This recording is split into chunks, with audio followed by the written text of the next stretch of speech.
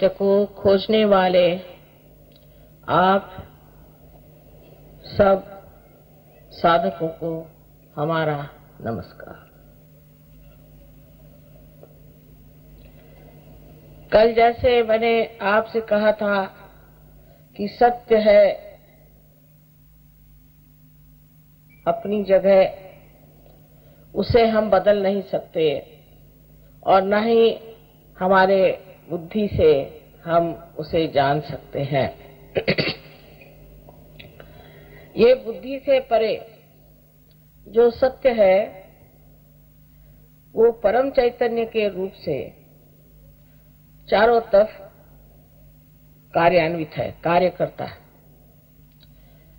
ऐसी बात तो अनेकों ने कही और आपने भी सुनी है, लेकिन आज तक किसी को प्रचीति नहीं आई, उसका बोध नहीं हुआ, किसी ने उसे महसूस नहीं किया। उसका कारण एक था कि उसे जानने के लिए अपने नसों पर हमें एक सूक्ष्म स्थिति प्राप्त होनी चाहिए, और वो सूक्ष्म स्थिति है आत्म साक्षात्कार, जिसके बारे में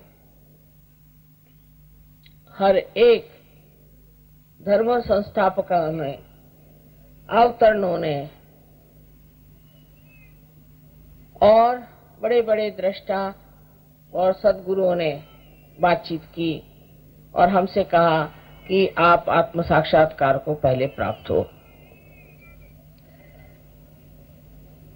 लेकिन कैसे हो, क्या करें, इसके मामले में बहुत धीरे धीरे ये गुप्त बात कही गई। क्योंकि आप जानते हैं कि संसार में कोई सी भी आधी अधूरी बात लेकर के लोग उसको पैसा बनाने का एक साधन बना लेते हैं। इसलिए ये शुद्ध विद्या के बारे में बहुत कम लोग जानते थे।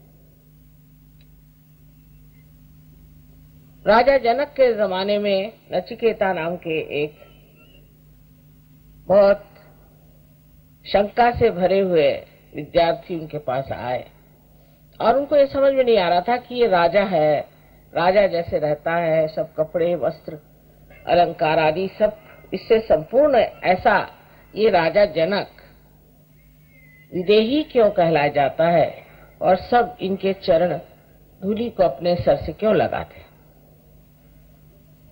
तो उनको इन्होंने कहा कि भाई तुम मुझसे सब मांग लो, मैं आत्म साक्षात्कार नहीं दे सकता, क्योंकि तुम बहुत शंका करते हो। ऐसे शंके वाले आदमी को आत्म साक्षात्कार देना कठिन।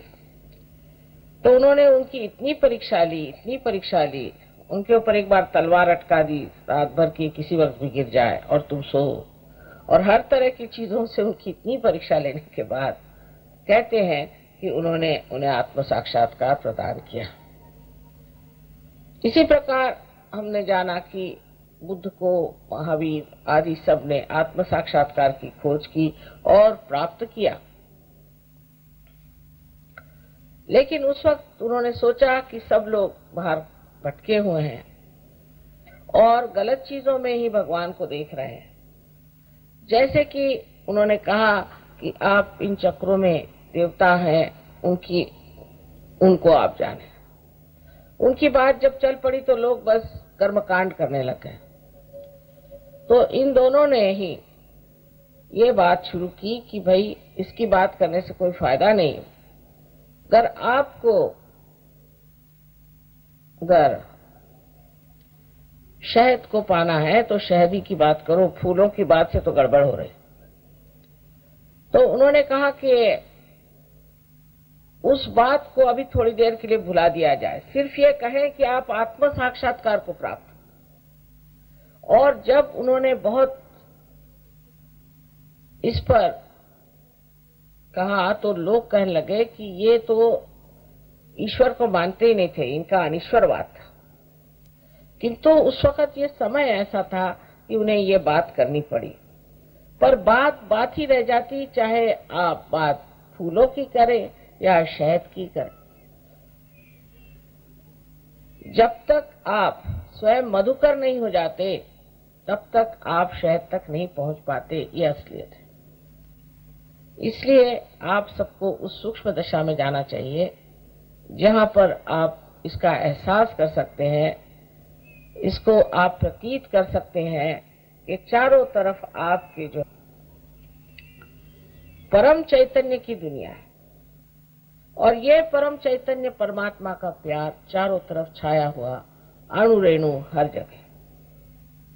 और ये प्यार हमें इसलिए नहीं जान पड़ता क्योंकि हम अंधेरे के जाल में फंसे हुए हैं या अज्ञान का जाल हमारे अंदर इस तरह से घुस पड़ा है। एक अंधा कुछ देख नहीं सकता, उसी प्रकार हम भी जो सत्य है उसे जान नहीं पाते। अभी तक जो कुछ भी सत्य के बारे में जाना है वो हमारा रिलेटिव सत्य है, माने केवल सत्य नहीं। इसका कारण यह है कि हम उस दशा में नहीं पहुंचे जिसे हम कह सकते हैं कि यही एक सत्य है और सब लोग मिलकर कहेंगे कि यही एक सत्य है। आत्म साक्षात्कार करने के लिए परमात्मा ने हमारे अंदर बहुत सुंदर व्यवस्था की हुई है, जिसे हम कह सकते हैं कि एक कुंडलिनी नाम की शक्ति हमारे अंदर स्थित है। ये त्रिकोणाकार अस्थि में सेक्रम में बैठी हुई 3.5 कुंडलों में है, इसलिए इसको कुंडलिनी कहते हैं। आप चाहे इसे कुछ भी कह दें। और ये परमात्मा का जो विशेष रूप माने उनकी जो शुद्ध इच्छा है, परमात्मा की जो इच्छा है उसके प्रतीक स्वरूप माने आदिशक्ति प्रतीक स्वरूप प्रतिबिंबित है। माने यहाँ पर जो आपको ये शक्ति दिखाई देती है ये आपके अंदर भी प्रतिबिंबित है। दूसरे, हमारे हृदय में बसे हुए आत्मा जो है वो भी परमात्मा का प्रतिबिंब है। तो परमात्मा का प्रतिबिंब तो हमारे अंदर आत्मा स्वरूप है और त्रिकोणाकार अस्थि में जो कुंडलिनी बसी है ये उनकी इच्छा, उसका प्रतिबिंब है। जब ये इच्छा हमारे अंदर से 6 चक्रों को भेदती हुई ब्रह्मरंध्र को भेदती है, माने हमारे सर में जो तालु भाग है उस तालु भाग को जब ये भेदती है तब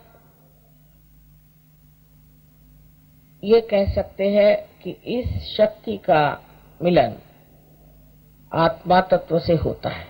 हालांकि आत्मा आपके हृदय में होता है किंतु उसका पीठ, उसकी जगह तालु पर होती है। इसलिए जिस वक्त कुंडलिनी आपकी उठ करके इस ब्रह्मरंध्र को भेदती है तो आपको आत्मा का ज्ञान हो जाता है। आत्मा के ज्ञान में एक तो आत्म का ज्ञान भी होता है, माने आप अपने बारे में जानते हैं कि आप में क्या तकलीफें हैं, आप में क्या दोष है। जैसे कि ईसा ने कहा है कि आपका एक आखिरी न्याय होने वाला है, लास्ट जजमेंट, वो समय आज आया हुआ। इसी को भी आप कह सकते हैं जैसे मोहम्मद साहब ने कहा है कि कियामा माने आपका रिजरेक्शन, वो भी समय यही। और इस समय आप स्वयं ही अपने को देख सकते हैं कि आपके अंदर क्या खराबी है।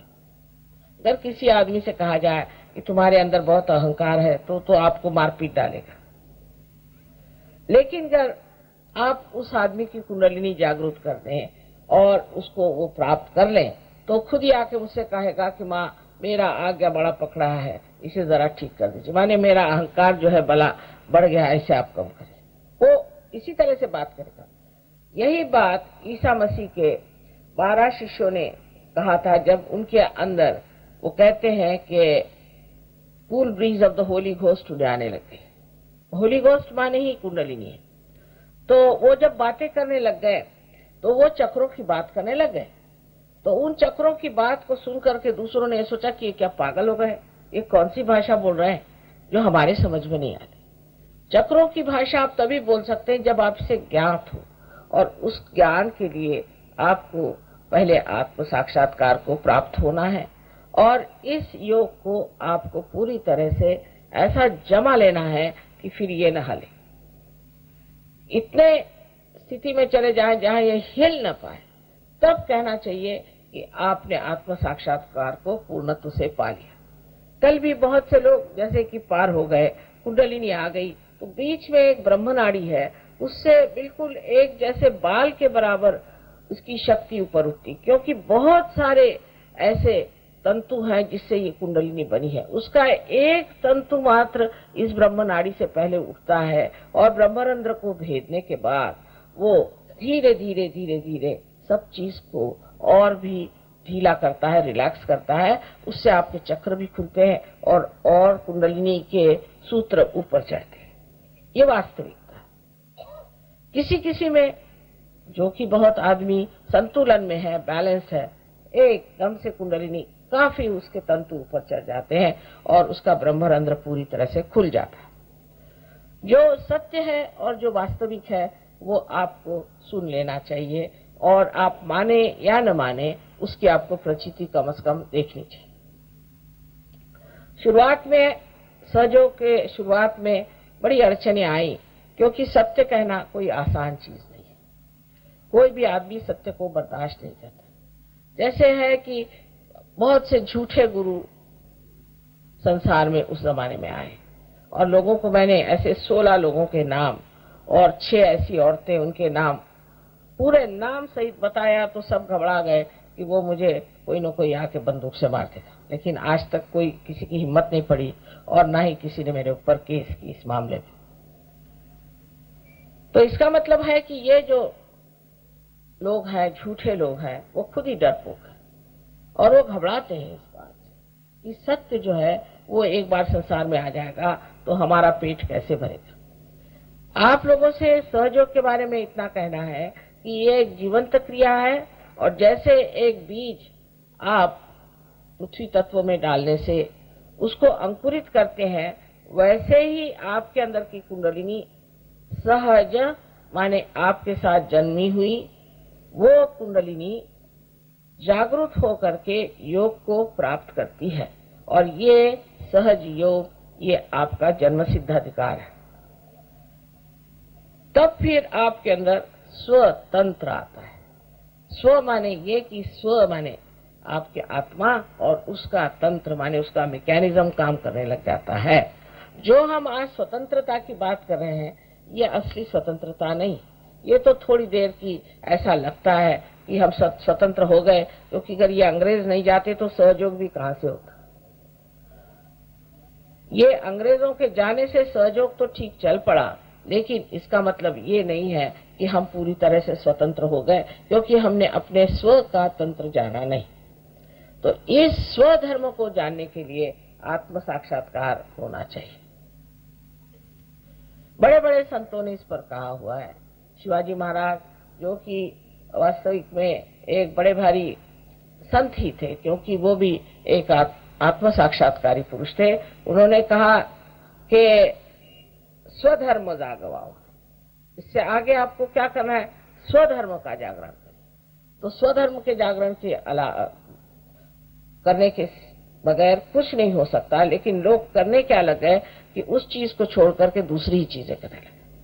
हर धर्म में ये लिखा है कि आप उस अविनाशी तत्व को प्राप्त करें। ऐसा कोई धर्म नहीं जिसने ये कहा है कि आप बस इधर उधर लड़ाई झगड़ा करो, इसकी गर्दन काटो, उसकी गर्दन काटो, या बड़े बड़े प्रवचन करो, लेक्चर दो। इस तरह कोई भी धर्म में नहीं लिखा है।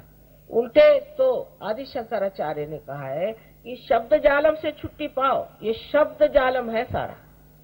इसलिए जो बैठ करके आपको बड़े बड़े प्रवचन सुनाते हैं और बड़े बड़े कथानक सुनाते हैं, इससे हमारी कुंडलिनी का जागरण नहीं हो सकता। उल्टे जैसे कि कबीरदास जी ने कहा है कि पढ़ी पढ़ी पंडित मूर्ख भये, वो हो जाता है। दुनिया भर की बेकार की चीजें खोपड़ी में भर जाने से वहां का जो सत्व है वही खत्म हो जाता है। इसका मतलब ये नहीं कि आपने पढ़ा है वो सब बेकार ही है, पर उसका चयन, उसको जानना कि कौन सी चीज पढ़नी, कौन सी चीज नहीं पढ़नी। विलायत में तो मैं देखती हूँ, जहां जाती हूँ, कि वहां तो जैसे गुरु शॉपिंग होता है। कहेंगे देखो इस गुरु से आप मिले हैं क्या, पार्टीज में, हम तो वहां बिल्कुल चुपचाप खड़े होते हैं। वो तो है महंगाड़ा, पर है अच्छा। माने क्या चीज है भगवान जाने। कोई महंगाड़ा होगा, कोई जरा सस्ता होगा। गुरु के यही वहां पे वर्णन होते हैं कि कौन कितना महंगा है और कौन कितना सस्ता है। क्या गुरु को भी अगर आप खरीद ले तो वो आपका गुरु कैसे होगा? जो अगर आप गुरु को खरीदना जानते हैं तो फिर दुनिया में कोई चीज ऐसी रही नहीं गई कि जो कोई महान हो, विशाल हो, आपसे ऊंची हो सकती। पर जब आप इस चीज को प्राप्त करते हैं तब आप स्वयं ही गुरु हो जाते हैं। मैं आज गुरु तत्व के लिए इसलिए कह रही हूँ क्योंकि कल नाभि चक्र के बारे में कहा था, उसके चारों तरफ हमारे गुरु तत्व और स्वादिष्ठान चक्र जिसके बारे में मैंने कल बताया था, वो जैसे कि नाभि चक्र में से निकल करके उसकी एक ग्रंथि चारों तरफ घूमती है और इस जो आपको हिस्सा दिखाई दे रहा है इसको प्लावित करती है। ये स्वादिष्ठान चक्र के बारे में मैंने आपसे कल बताया था कि दिल्ली वाले लोगों का सबसे ज्यादा स्वादिष्ठान चक्र पकड़ता है और इसी वजह से उनके लिवर और उनको लिवर की खराबी हो जाती है, डायबिटीज हो जाता है और उनको ब्लड कैंसर हो जाता है, उनको ब्लड प्रेशर हो जाता है, किडनी ट्रबल हो जाता है और इस तरह के नानाविध प्रकार होकर के अंत में कभी कभी ये सब चीज छूट भी गई तो हार्ट अटैक आ जाता है। ये व्यवस्था इसलिए होती है कि मनुष्य को पहले कुछ न कुछ परमात्मा चाहते इत्तला दें कि भाई तू बहुत ज्यादा कर रहा है, अब जरा कुछ कम कर। पर मनुष्य उसकी नोटिस नहीं लेता है। सरकारी नोटिस ले आए तो बहुत जल्दी सुन लेता है, पर शरीर की नोटिस को नहीं सुनता है कि मेरा शरीर अब नोटिस दे रहा है। क्योंकि अतिकर्मी आदमी जो बहुत ज्यादा सोचता है वो इस चक्र को इतना ज्यादा इस्तेमाल करता है कि अपने ब्रेन का जो ग्रे सेल है उसमें बदलने के लिए कि बाकी सब चीजें उसकी जो है वो दूषित रह जाती है और इसलिए जितने भी लोग प्लानिंग करते हैं, फ्यूचरिस्टिक है और हर समय सोचते रहते हैं, उनकी ये सारी बीमारियां हो जाती हैं। ये मैंने आपसे कल सब बताया था। आज जो है मैं आपको गुरु चक्र के बारे में बताऊंगी कि जो गुरु तत्व हमारे, इसको हम कह सकते हैं कि भवसागर है। इसमें जो गुरु तत्व हमारा खराब हो जाता है तब भी बहुत परेशानियां हो जाती। गलत गुरु के सामने सर झुकाना, किसी के सामने सर झुकाने की कोई जरूरत ही नहीं है। मुझे भी लोग पैर छूते हैं, भाई मैंने तुमको क्या दिया, तुम मेरे क्यों पैर छू रहे? पर हम लोग की आदत है, तू भी आया भैया तो ठीक है, तू भी आया भैया ठीक है, तू भी सबको नमस्कार करते थे। हिंदुस्तान में खासकर पता हुआ कि पहला वाला अभी जेल से छूट आया है, दूसरा वाला भी मर्डर करके आया है, तीसरा वाला रुपया पैसा लूट करके भागा है। हमारे पास तो यही अंदाज नहीं रहता कि कौन असली कौन नकली।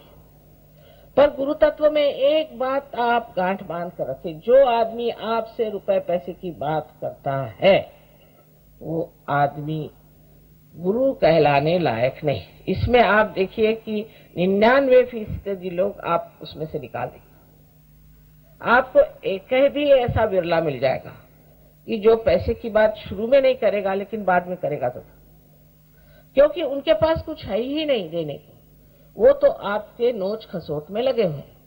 ये नहीं हुआ तो आपकी बीवी बच्चों में उनको इंटरेस्ट होगा या कुछ ऐसी वैसी चीजें होंगी जिससे आप जान जाएंगे कि ये गुरु नहीं हो सकते। जिस आदमी का चरित्र ही इतना कलंकित है और जिसके मन में कोई भी शुद्ध विचार नहीं, ऐसे गंदे लोग गुरु कैसे हो सकते हैं? ऐसा कहीं शास्त्र में लिखा है। एक और मुझे पता है, गुरु महाराज, उनके सारे शिष्यों को आजकल एपिलेप्सी की बीमारी हो। उनका नाम भी अजीब सा है। वो पूना में थे। वो मैं कहती हूँ कि ब्राह्मणों का कर्दन काल है, क्योंकि सारे ब्राह्मण उनके शिष्य होते। अब सबकी आंखें ऊपर चढ़ जाती हैं, हाथ पैर थरथराते हैं, हालत खराब, और छोटी उम्र में ही वो लोग बुढ़े लगते हैं। उनके शिष्य आए, उन्होंने मुझसे कहा कि आपने करुणोपाय, तरुणोपाय, गरुणोपाय सुना है क्या? मैं कहा नहीं भी, कौन से शास्त्र में लिखा है? पहले हमारे गुरुजी कहते थे। मैंने कहा अच्छा, आपके गुरुजी कहते थे तो वो कोई हवा से लटक पड़े? क्या बात है कि क्या उनके लिए कोई शास्त्र कोई मतलब नहीं? किसी शास्त्र में भी तो ये बात लिखी होनी चाहिए कि ऐसे कोई उपाय होते हैं। ये आपने कहां से ढूंढ निकाले? और उपाय आपने खूब किए है कि सारे लोग जो है उन पे एपिलेप्सी की बीमारी आ गई। तो वो कुछ उनकी समझ में नहीं आया, क्योंकि उनका धंधा था वो, तो वो चले गए, उनकी तो बात दूसरी हुई। लेकिन इस प्रकार के इतने विक्षिप्त लोग गुरु बन गए हैं और लोग जाके उन्हीं के चरण छूते हैं। तो ये जो चरण छूने की जो बीमारी है, पहले आप ये तय कर लें कि हम अगर किसी के चरण नहीं छूते हैं और तब अगर गुरु हमसे खुश है, तब वो असर है। वो आपको अपना गुलाम बना लेगा, कैसी कैसी बातें आपको समझाएगा कि जिससे आपसे वाह वाह वाह वाह क्या बात है।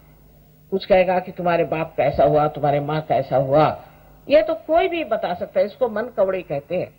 ये लोग मन की बात बता सकते हैं। एक तरह के ये भी पिशाच विद्या और गंदी विद्या करते हैं, मैली विद्या, और उससे वो भी ये सब काम करते हैं। उससे आप लोग अभिभूत हो जाते हैं।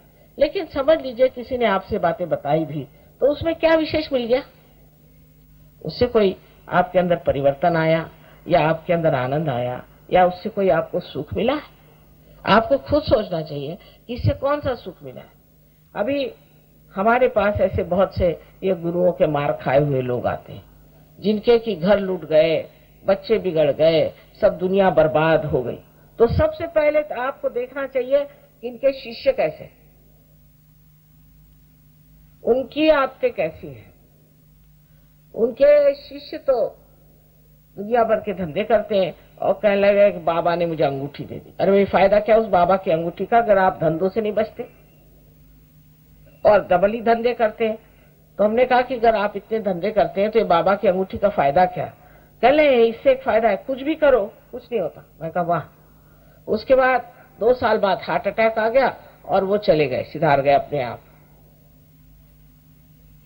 सो इन चीजों की तरफ आपको अपनी बुद्धि थोड़ी सी तो भी लगानी चाहिए और सोचना चाहिए इससे हमें क्या प्राप्त हुआ।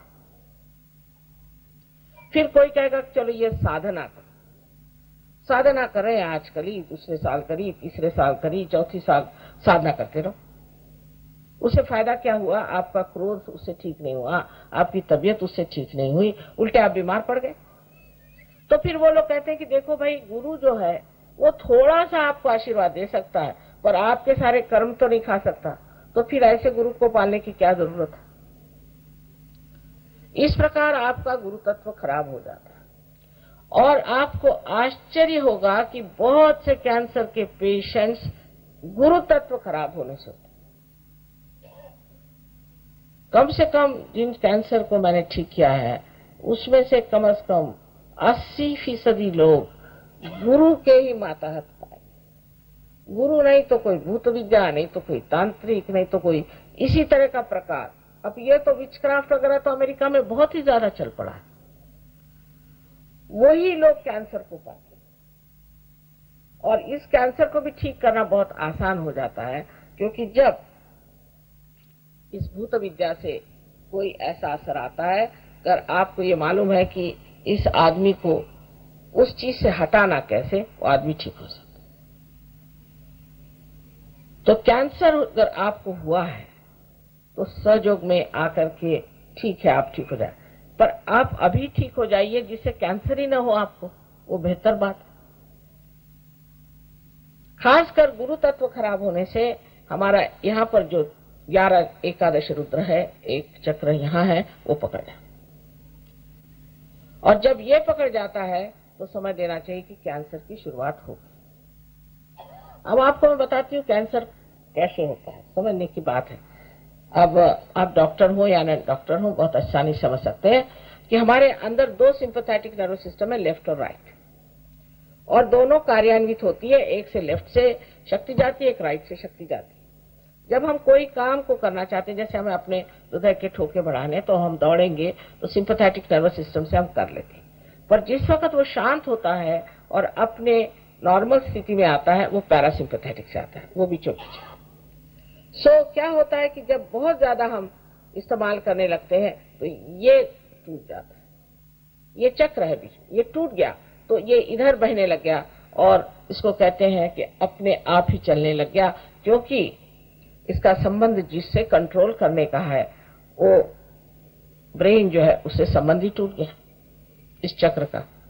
अब आपको तकलीफ होने लग गई कैंसर की, कैसे कि ये ऐसी आपकी, अभी इसको कहते हैं वल्नरेबल, माने इस वक्त आपकी तैयारी है कि आप कैंसर पालें। कोई अतिकर्मी आदमी हो उसे कैंसर हो सकता है, कोई भी एक आदत का आदमी हो उसे कैंसर हो सकता है, कोई सी भी चीज से आप रगड़ खाते हो उसे कैंसर हो सकता है, वल्नरेबल है। पर फिर लेफ्ट साइड से यही जो मैंने आपसे कहा था कि अपने अंदर जो कुछ मरा हुआ है, जो भूतकाल में हुआ है, शुरू से अनादिकाल से, जब से ये सृष्टि बनी तब से हमारे अंदर लेफ्ट साइड में है, उसमें से अगर कोई चीज अंदर घुस आए तो वही कहते हैं कि शुरुआत करता है, ट्रिगर करता है। उसको डॉक्टर लोग प्रोटीन 53 या प्रोटीन 58 कुछ भी नाम दीजिए, नाम बस दे देते हैं। अब ये हमारे हिंदुस्तान में तो गुरुओं की बीमारी, लोगों हर गांव में जाओ तो वहां ये गुरु है तो वो गुरु, फिर काशी के गंडे दोरे तावीज ये सब चलते हैं, हाथ में माला दे देंगे, आप रटते बैठे रहिए। इसको रटने से विशुद्धि चक्र में माने आपके थ्रोट में हो सकता है। फिर मंत्र दे देते हैं, मंत्र देने से भी आपको कैंसर हो सकता है। जिस चीज का आपको मंत्र देंगे समझ लीजिए आपको विशुद्धि चक्र का दिया या नाभि का मंत्र दे दिया, समझ लीजिए, और आपका विशुद्धि चक्र खराब है तो क्या फायदा नाभि के चक्र से। और दूसरी बात ऐसी भी है कि अब शिव जी का मंत्र दे दिया किसी, शिव तो हृदय में रहते लेकिन आपका संबंध नहीं है और आप शिव शिव शिव शिव कहने लगे तो जैसे कि कोई समझ लीजिए यहाँ पर प्राइम मिनिस्टर साहब हैं तो आप जाकर के और उनके नाम से पुकारना शुरू कर दें तो पुलिस आपको पकड़ लेती है। ऐसे ही शिव स्वयं ही नाराज हो जाते हैं आपसे, क्या वो आपकी जेब में बैठे हैं, हर समय उनको परेशान करते रहते हो, तो आपका हृदय पकड़ जाएगा और सारे शिव भक्तों को हार्ट अटैक आता है। उसी तरह इस गुरु तत्व को जो लोग महाराष्ट्र में बहुत है, यहाँ जरा कम है गुरु तत्व, उसको जब वो गुरु महिमा पढ़ते हैं, गुरु का ये पढ़ते हैं, वो करते हैं, तो आप पहचान लेंगे कि इनको पेट की तकलीफ है। आप कहिए आप गुरु को मानते हैं, हाँ। आप दत्तात्रेय को मानते हैं, हाँ। आपको पेट की तकलीफ है, हाँ। जिस चीज पे आप इस तरह से लग जाते हैं उसी की आपको तकलीफ हो जाती है। अब हनुमान जी का यहाँ बड़ा जोर है, वो भी अच्छी बात है, पर हनुमान जी कोई आसान नहीं। हनुमान जी से तो अभी योग घटित हुआ नहीं आपका, और हनुमान जी का चालीसा पढ़ने से आपका राइट हार्ट पकड़ जाता है। श्री राम और सीता, हनुमान जी किसी का भी नाम लेने से राइट हार्ट पकड़ जाता है और उसकी वजह से आपको अस्थमा होता है। अस्थमा हो ही जाएगा, ये मैं आपको बता, आप छूट नहीं सकते क्योंकि आपका राइट हार्ट पकड़ गया। फिर इसी प्रकार की बहुत सी चीजें हैं जिसको आप रटते रहते हैं, पर इसमें एक और चक्र पकड़ता है, वो है लेफ्ट विशुद्धि, क्योंकि मंत्र के कहने से जबकि आपका कनेक्शन नहीं है तो लेफ्ट विशुद्धि भी पकड़ती। इसका साधारण एक उदाहरण ये बताया कि जब तक आपके फोन का अगर कनेक्शन नहीं हुआ और आप फोन ही घुमाते रहे तो फोन खराब हो जाता है।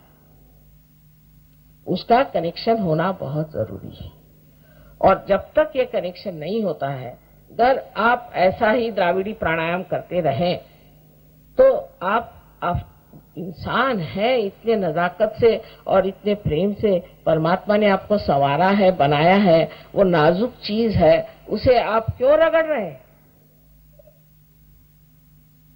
फिर बहुत से गुरुओं का ये भी है कि तुम सोमवार करो, मंगल करो, बुध करो, गुरुवार, शुक्रवार, शनिवार सब का, और रविवार को सारा पैसा लाके मुझे दे दो। खूब अच्छे से उपास करो भाई। ऐसे परमात्मा कैसे कह सकते हैं कि आप अपनी अगर माँ से नाराज हो तो कहते आज मैं खाना नहीं खाऊंगा, हो गया, सारा घर खराब हो जाता। ये तो परमात्मा को नाराज करने का तरीका है कि मैं ये खाना नहीं खाऊंगा, मैं ये नहीं करूंगा, मेरा आज उपवास है। और उसमें भी उल्टापना बहुत, यानी अंधश्रद्धा की हद है। उल्टापना ऐसा है कि जिस दिन जन्म होता है भगवान का उसी दिन उपवास करो, माने उस दिन कोई सूतक है क्या, उस दिन कोई मर गया। आपके घर में बच्चा पैदा होते तो आप लड्डू बांटते, और जब भगवान पैदा होते तो आप भूखे मरते हो। इसका कोई कारण होना चाहिए ना। ये किसने पढ़ाया है पता नहीं, एक एक चीजें ऐसी दिखाई देती है कि समझ में नहीं आता कि एक तो ऐसे ही अज्ञान और ऊपर से इस तरह का अज्ञान, उससे कितनी बीमारियां हो जाती। एक महाशय थे, वो सहयोगी थे, हमारे पास आए तो हमारा प्रसाद तो चना है, तो उनको चना दिया गया, तो इधर उधर देखने लग गए। हमने कहा क्यों भाई क्या बात? कहले आज संकष्टी है तो आज हम चना नहीं खाएंगे, आज उपवास है। अरे मैंने कहा आप इतने बड़े गणपति भक्त हैं, आज वो संकष्टी जो कि उनका जन्म दिवस माना जाता है, उस दिन आप कुछ खाएंगे नहीं? ये किसने बताया आपसे? नहीं, कल ऐसे ही हम।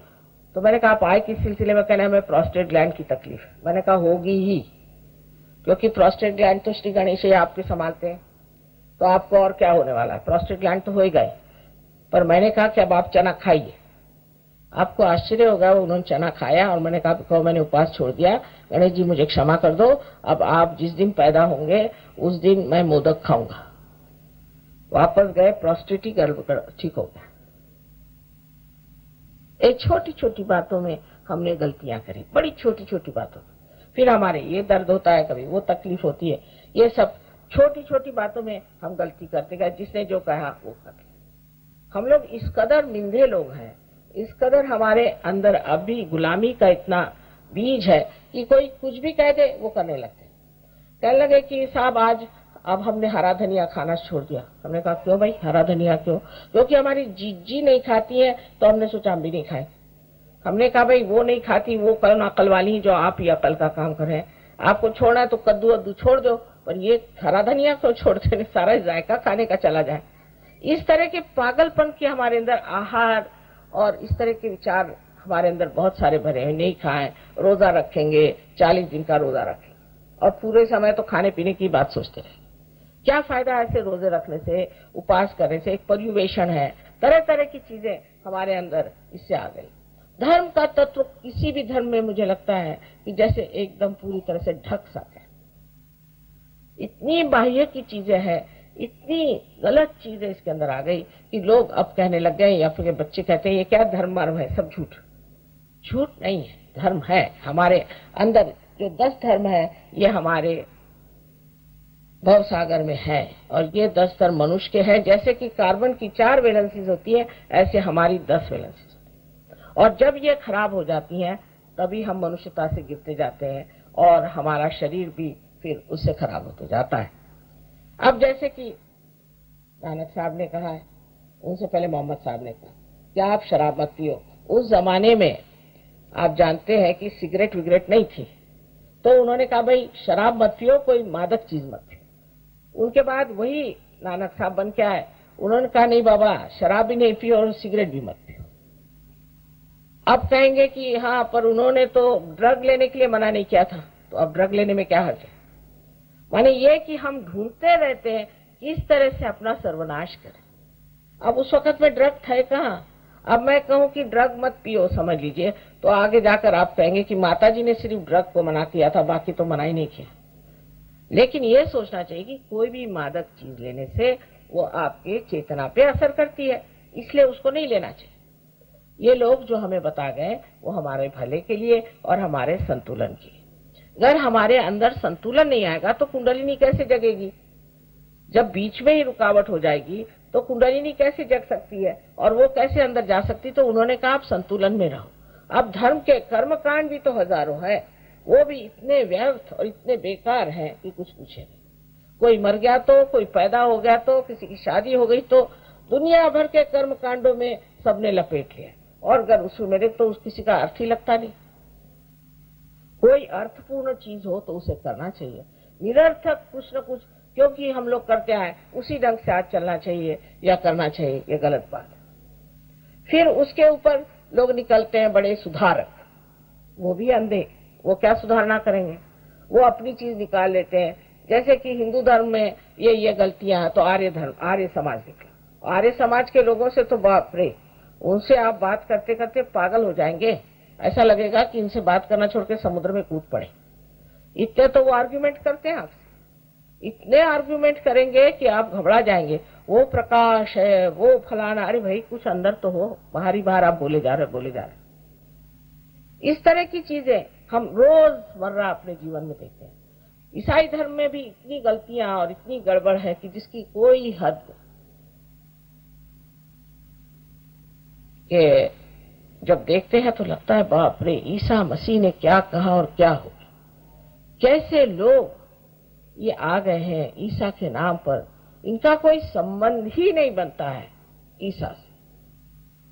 इसी प्रकार मुसलमानों का हाल है, इसी प्रकार आप देखो तो सिखों का हाल है, इसी प्रकार महावीर के फॉलोअर्स का है और उसी प्रकार बुद्ध के फॉलोअर्स का है। सब एक से एक बढ़ के अज्ञान में बढ़ते ही जा रहे हैं, बढ़ते ही जा रहे हैं, बढ़ते ही जा रहे हैं। अंधेरे में लड़ाई झगड़ा तो होगा ही। इस अंधेरे को हटाने के लिए मैं कहती हूँ आप पहले जागृति ले लो, आत्म साक्षात्कार को प्राप्त करो, फिर जानो कि तुम्हें क्या बता गए हैं और तुमने क्या पाया। मैं तो कहती हूँ सभी बहुत ऊंचे लोग थे, लेकिन उनका तत्व जो है वही छूट गया और इतना विद्रूप लूप होकर के हर आदमी बदनाम, हर धर्म बदनाम है। अगर आपको ईसाइयों के बारे में पूछना है तो आप जाके जूस लोगों से पूछें, तो जूस बताएंगे कि ईसाई कितने अधर्मी है। और जूस के बारे में पूछना हो तो आप मुसलमानों से पूछ लीजिए, तो बताएंगे देखिए कितने अधर्मी है। और मुसलमानों के बारे में पूछना हो तो हिंदुओं से पूछ लियो, बताएंगे महाअधर्मी। और हिंदुओं के बारे में पूछना हो तो और लोग जो हैं बुद्ध धर्मी, वो बताएंगे कि ये बिल्कुल बेकार लोग हैं। जैन लोग तो सोचते हैं कि सभी लोग बिल्कुल बेकार है, हम ही एक विशेष रूप के हैं क्योंकि हम मच्छर भी नहीं मारते। अब ये क्या मैं मच्छर और मुर्गियों को रियलाइजेशन देने वाली हूँ क्या? उनको बचा करके क्या करना है? अरे भाई, इंसान जो है ये तो उत्क्रांति की चरम सीमा है, एपिटोम ऑफ इवोल्यूशन। यही तो न पाएगा ये। बाकी सब चीजों का इतना महत्व करने की क्या जरूरत है और उनके पीछे भागने की क्या जरूरत है कि साहब हम तो है कि हम मच्छर भी नहीं, हम खटमल भी नहीं मारते। क्या कहने आपके? आप बड़े बहादुर आदमी। इस प्रकार की धारणाएं हमारे समाज में इतने तरह से फैली हुई है और फिर लोग कहते हैं कि धर्मनिरपेक्ष है हम लोग। अरे भाई, धर्मनिरपेक्ष हो पर असली धर्म को क्यों न जगाया जाए जो हमारे अंदर 10 तत्वों में बसा हुआ। एक बार कुंडलिनी के जागरण के बाद, एक सहयोगी बनने के बाद ये 10 धर्म उसके अंदर जाग जाते। फिर वो चाहे तो शराब नहीं पी सकता, मैं कुछ नहीं कहती हूँ, तो मैं कहूंगी आधे लोग उठ के चले जाएंगे, शराब मत पियो, ऐसा मैं कभी नहीं कहती। अगर मैं कहूंगी तो आधे लोग उठ के चले जाए, पर फिर देख लेना आप पी नहीं सकते। उसके बाद में उसके जो चोरी करने की आदत वो चली जाएगी, उसके अंदर जो स्त्रियों के प्रति या पुरुषों के प्रति एक तरह की गलत धारणा है वो चली जाएंगी। इस तरह से ये जो 10 हैं एक आनंद में मनुष्य आ जाएगा और एक समाधान में आ जाएगा और ये जो अपने अंदर 10 गुण है वो जागृत हो जाएगा।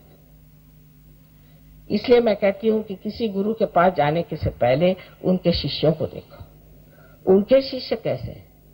लेकिन अगर आपके दिमाग में अभी भी ऐसे ही गुरु बसे हैं जो बकवास करते रहते हैं सुबह से शाम तक, ये बोल वो बोल, ऐसे भी गुरु हैं जो कहते हैं कि दुनिया में कोई सत्य है ही नहीं और कोई सच्चा गुरु है ही नहीं, क्योंकि ये नहीं है तो ये सोचते कोई हो ही नहीं सकता, और उनको ही लोग बहुत मान करके इतनी गलत रास्ते पर चल पड़े। जब असत्य होता है तो उसका सत्य भी होना ही चाहिए, नहीं तो मनुष्य एकदम आज कहां से कहां पहुंच जाता और खत्म हो जाता। उस सत्य को मानने के लिए पहले अपने अंदर धर्म जागरणा होनी चाहिए और वो कुंडलिनी के जागरण से हमारे अंदर हो जाते हैं। धीरे धीरे कुंडलिनी अपना पूरा प्रकाश अपने धर्म स्थानों पर दे देती है और मनुष्य असल माने में धार्मिक होता है, नकली माने में नहीं। जैसे कि हमारे यहाँ किस्सा है कि एक बार नामदेव एक कावड़ लेकर के और पानी लेकर के द्वारिका जा रहे थे और पूरे समय वहां से चल करके वहां तक पहुंचे और अब मंदिर में चढ़ने की बात आई तो वहां देखा एक गधा प्यास से मर रहा है, तो उन्होंने अपने कावड़ का सारा पानी उसी को दे दिया। तो उनका क्या कर रहे हो, तुम तो भगवान को चढ़ाने आए थे। मैंने कहा कहना मैंने भगवान ही को चढ़ा, अब वहीं से लौट पड़े। ये धर्म की जो सूक्ष्म भावना है, प्रेम की और समझने की कि किसकी क्या जरूरतें हैं, किसको क्या देना चाहिए, ये सब हमारे अंदर धर्म जागृत होने पर ही आती है, बाहर के धर्मों से नहीं आने वाली। और बाहर के धर्मों में तो एक साधारण बात है कि कोई भी धर्म के आप हो, हर पाप आप कर सकते हैं, कोई आप पे बंधन नहीं। पर सहयोगी नहीं कर सकता। अगर करता है तो उसके सब चैतन्य एकदम गायब हो जाएगा हाथ से, उसका आनंद ही छूट जाएगा। वो कर ही नहीं सकता, गलत काम कर ही नहीं सकता, वो किसी को मर्डर कर नहीं सकता, न ही वो किसी को दुख दे सकता है। हाँ, वो आपसे ये जरूर स्पष्ट कहेगा कि आप में तकलीफ है, इसे ठीक कर लीजिए। उसे आप चाहे दुख समझे चाहे कुछ समझे, पर ये तो कोई बताने वाला चाहिए। आज सहयोग इतने जोर से दुनिया में फैला है, 30 देशों में ये सहयोग चल पड़ा। आज भारतवर्ष में भी मैं कहती हूँ महाराष्ट्र में सहयोग बहुत जोर से फैला है, और हो सकता है कि उत्तर प्रदेश में भी और आपके दिल्ली में इधर भी सब दूर सहयोग बहुत जोरों में फैल जाएगा। लेकिन बहुत ज्यादा फैलना ये सहयोग का कर्तव्य नहीं, ठोस लोगों को तैयार करना ही सहयोग का कर्तव्य है। इसलिए बहुत से लोग हैं कि वो हाँ माता जी आपके घर में रखे हैं फोटो, हम रोज ध्यान करते हैं, इससे नहीं होना।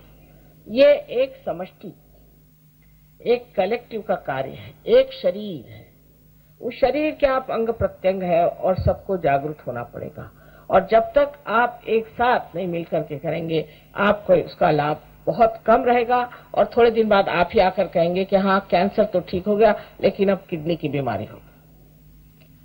ये तो शरीर की तो विशेष बात है नहीं, लेकिन जो आत्मा का आनंद मिलता है। कल मैं आत्मा के बारे में आपको बताऊं। नाभि चक्र के बाद में आप देखें कि ऊपर में हृदय चक्र है, इसे कि हम अनहत चक्र भी कहते हैं।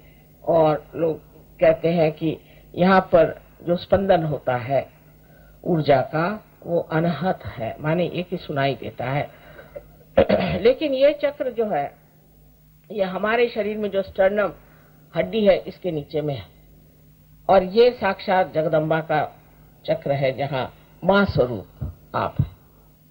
इस स्टर्नम की हड्डी में डॉक्टर लोग जानते हैं कि एंटीबॉडीज बनती हैं 12 साल की उम्र तक, जो कि बाद में सारे शरीर में फैल जाती हैं। और जो कोई बीमारी आपके ऊपर आती है या कोई तकलीफ होती है, तो ये एंटीबॉडी उससे लड़ती है। ये वास्तव में सहयोग के हिसाब से गण है, जो कि माँ सारे शरीर में फैला देती है। पर जब भी कभी मनुष्य को भय लगता है, या उसको कोई मानसिक तकलीफ हो जाती है, या कोई मानसिक पीड़ा हो जाती है, तब ये चक्र जो है ये उसका संदेशा स्टर्नम को दे देता है, और यहाँ स्टर्नम हिलने लग जाता है, और उससे ही सारा संदेश इन एंटीबॉडीज को चला जाता है, और वो सुसज्ज हो जाते हैं। अब जैसे ब्रेस्ट कैंसर की बीमारी बहुत कॉमन है, इसलिए औरतों को होती है कि उनका मातृत्व जो है वो धोखे में है। एक आदमी है, वो बीवी की परवाह नहीं करता और इधर उधर आवारा टाइप का है, इधर उधर घूमता है, दूसरी औरतों के पीछे लगा हुआ है। ऐसी औरतों को एक तरह से अपने मातृत्व पे ये लगता है कि मैं माँ हो गई हूँ और मेरे मातृत्व की इन्होंने इज्जत नहीं की, तो उसका जब मातृत्व हिलता है तो उसे ब्रेस्ट कैंसर हो सकता है। अमेरिका में बीमारी बहुत ज्यादा है, हालांकि वो लोग कहते हैं कि हम तो स्वतंत्र है, चाहे जिस आदमी के साथ रहे, जिस औरत के साथ रहे, लेकिन इस तरह की चीज बड़ी दुखदायी होती, बहुत दुख देती, और वो दुख जो है कैंसर के रूप में प्रकटित होती। इसके अलावा भी बहुत सी बीमारियां इस चक्र के खराब होने से होती है, पर विशेष करके इससे उससे होती है कि जिससे हमारे अंदर एक तरह से मानसिक भय आ जाता है। किसी भी चीज से हम भयभीत हो जाते हैं। तो हो सकता है कि किसी के माँ बाप बड़े जबरदस्त हो, या किसी का बचपन बहुत खराब बीत जाए, या किसी तरह से उसे परेशानी में रहना पड़े, या कोई भी उस पर आघात आ जाए, एकदम वो स्कूल में खराब हो जाए उसकी हालत, या उसके इम्तिहान में वो फेल हो जाए, कोई ना कोई ऐसा आघात उस पर आने से ही ये चक्र पकड़ जाता है। और मानसिक स्थिति को ठीक करने के लिए ये चक्र जो है इसको ठीक करना पड़ता है कि जानना चाहिए कि आपकी माँ जगदम्बा है, वो इतनी शक्तिशाली नहीं है, आपको क्या हो सकता। लेकिन ये कहने से नहीं होगा, जब तक कुंडलिनी जगदम्बा वहां नहीं जाती है और जब तक उसको प्लावित नहीं करती है, मनुष्य ठीक नहीं होता। आजकल तो बहुत से बच्चे और बहुत से लोग ऐसे हैं जो डिप्रेशन में चले जाते हैं। ये डिप्रेशन इसी चक्र के पकड़ से आता है।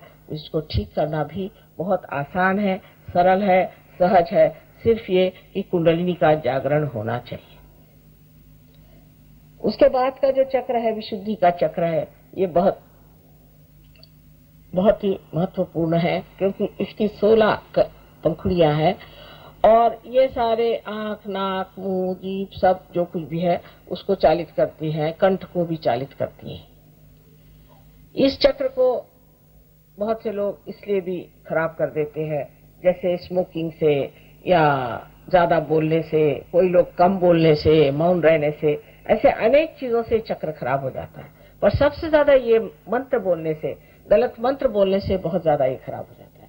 उसकी वजह से लेफ्ट साइड जब पकड़ जाती है तो यहाँ का ये, आप जब ये सोचते हैं कि मैं बहुत दोषी हूँ, मैंने गलती की, मैंने वो गलती की, तब ये चक्र पकड़ते हैं।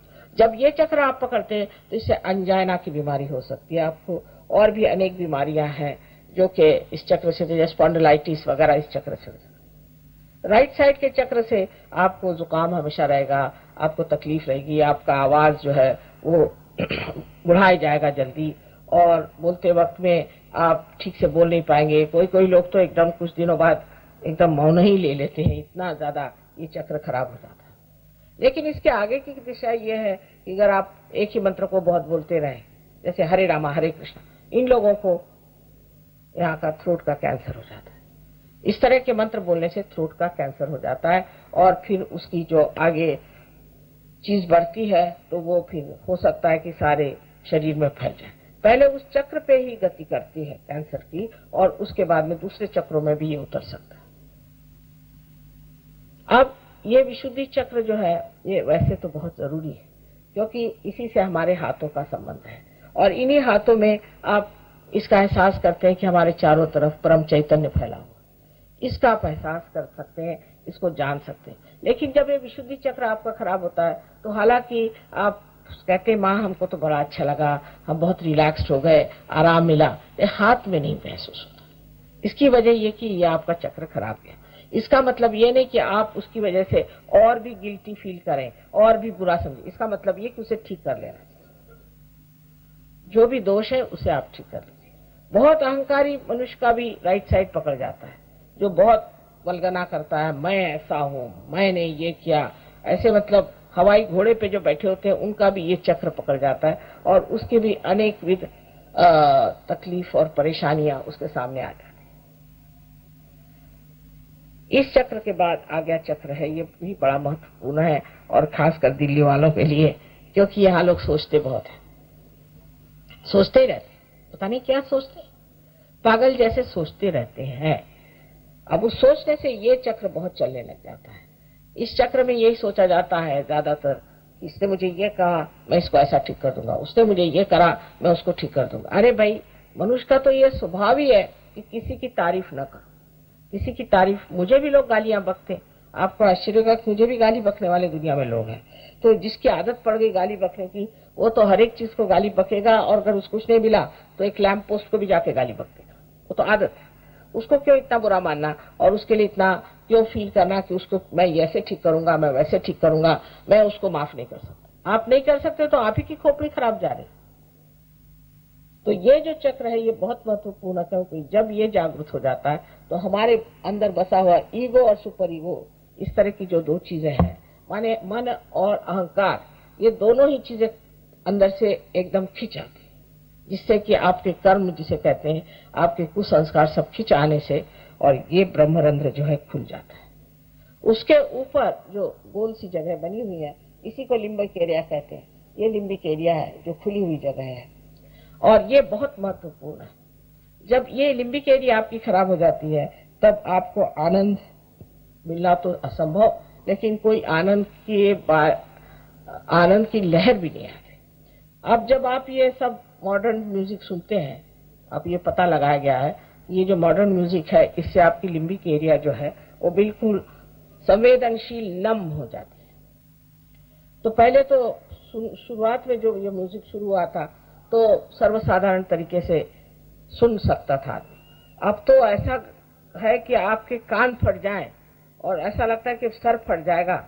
इस तरह का जबरदस्त म्यूजिक जब तक नहीं होगा तब तक समझ में नहीं आ सकता। और पहले जमाने का जो क्लासिकल इनका म्यूजिक था वो तो अब लोग सुनते ही नहीं, क्योंकि उनकी समझ ही नहीं आता है, उससे कोई संवेदन नहीं होता।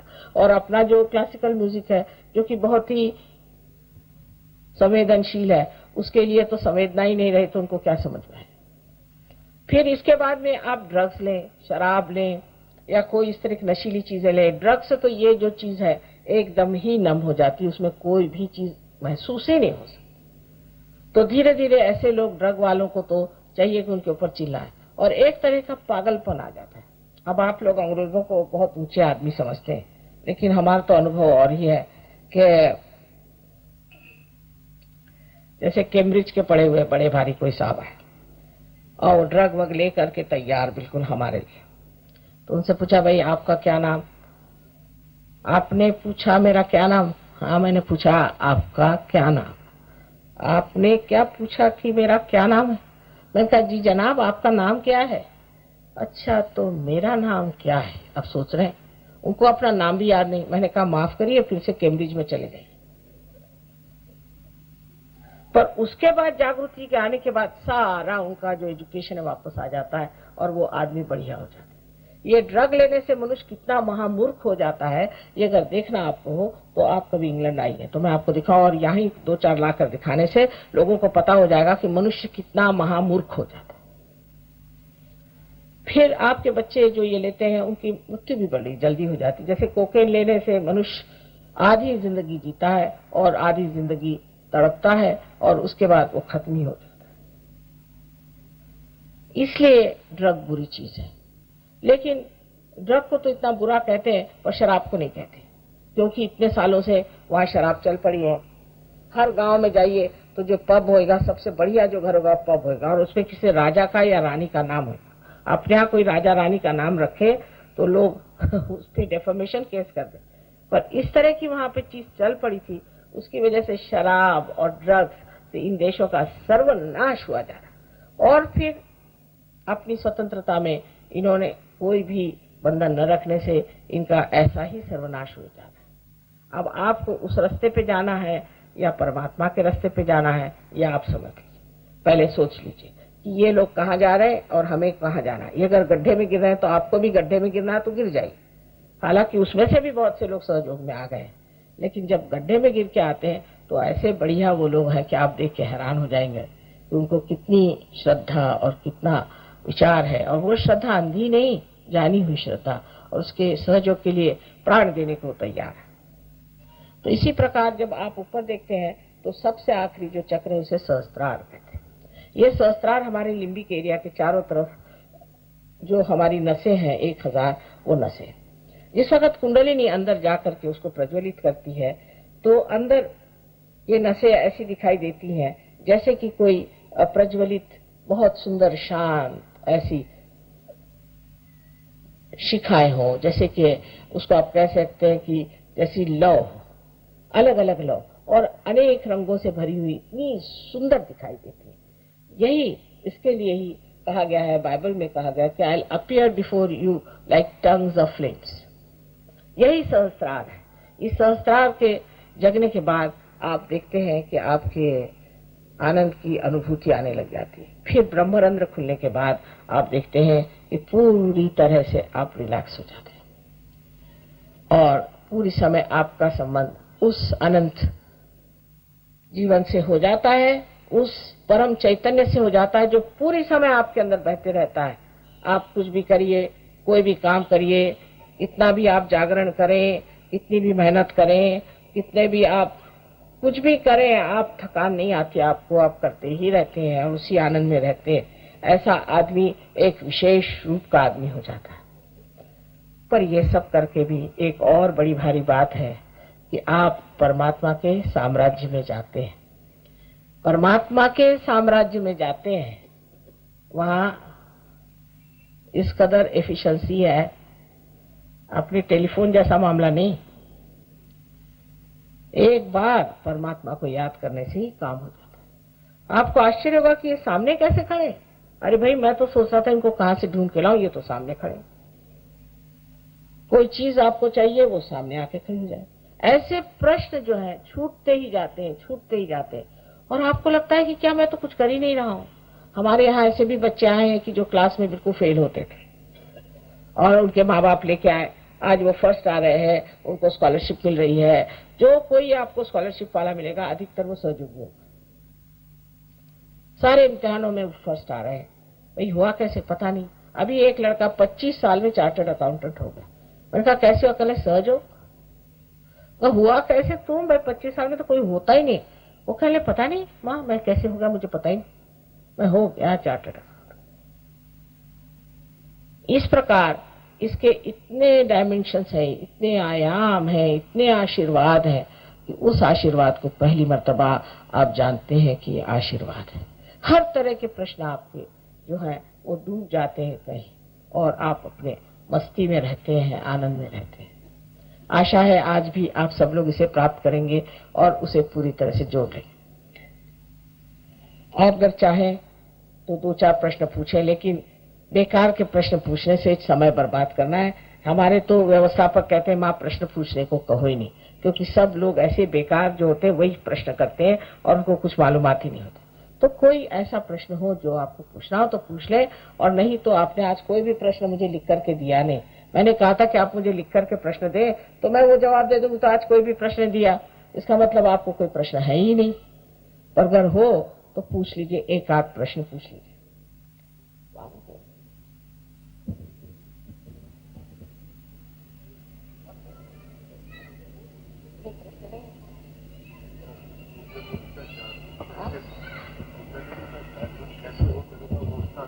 अच्छा, एक प्रश्न उन्होंने पूछा कि कुंडलिनी का जागरण कैसा हो।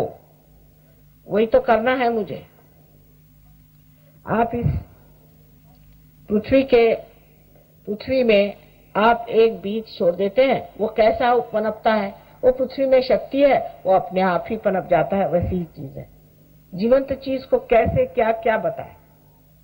एक बीज से वृक्ष कैसे होता है, फिर उससे फूल कैसे आते हैं और फिर वो फल कैसे हो जाता है, क्या आप बता सकते हैं? इसी प्रकार आपके अंदर सब बनी हुई चीज है, वो सिर्फ घटित होती है।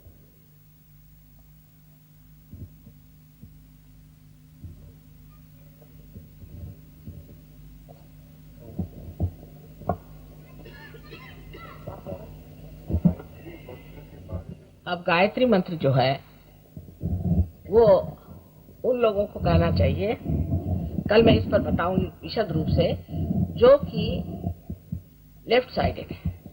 माने जो बिंधे हैं, जो डरते हैं हमेशा, जिनसे कुछ काम नहीं होता, जो हमेशा दूसरों से भयभीत रहते हैं, ऐसे लोगों को गायत्री मंत्र कहना चाहिए। पर जो पहले ही घोड़े पर सवार हैं, ऐसे लोगों को गायत्री मंत्र नहीं कहना चाहिए, क्योंकि ये राइट साइडेड मंत्र है। इससे आपकी और राइट साइड बढ़ जाएगी। अगर कोई आदमी राइट साइडेड है, माने हमेशा फ्यूचर की बात करता है, प्लान करता है, ये करता है, वो करता है, और ऊपर से गायत्री मंत्र भी गए, तो हार्ट अटैक आ सकता है। क्योंकि गायत्री मंत्र वैसे भी रियलाइजेशन से पहले तो कोई मंत्र कहना ही नहीं चाहिए, पहली बात। और रियलाइजेशन के बाद भी आपको देखना चाहिए, तारतम्य उसका होना चाहिए कि कौन सी आपकी साइड है, आप लेफ्ट साइडेड है या राइट साइडेड है। लेकिन गायत्री मंत्र में जो बात कही गई है उसका कुंडलिनी से क्या संबंध है वो मैं अभी बता दूं आपको। हालांकि ये लेफ्ट राइट साइड की सारी शक्ति है, क्योंकि ये मटीरियल यानी जो जड़ वस्तु है और उससे भी आकाश तत्व आदि अनेक तत्वों से संबंधित है। अब हमारे शरीर में जो यहाँ पर आप देख सकते हैं कि जो कुंडलिनी है और जो पहला चक्र है जिसे कि हम मूलाधार कहते हैं, मूलाधार चक्र, और दूसरा मूलाधार। पहले चक्र है और फिर मूलाधार। मूलाधार माने जिसमें मूल रखा हुआ है, वो है सेक्रम बोन। ये दोनों पृथ्वी तत्व से बना है। तो भू से शुरुआत हुई, फिर उसके बाद में भूर्व। स्वादिष्ठान चक्र जो है अंतरिक्ष में फिरता है, इसलिए भूर्व से बना। ये उसके इसेंसेस है, भूर्व स्वाहा।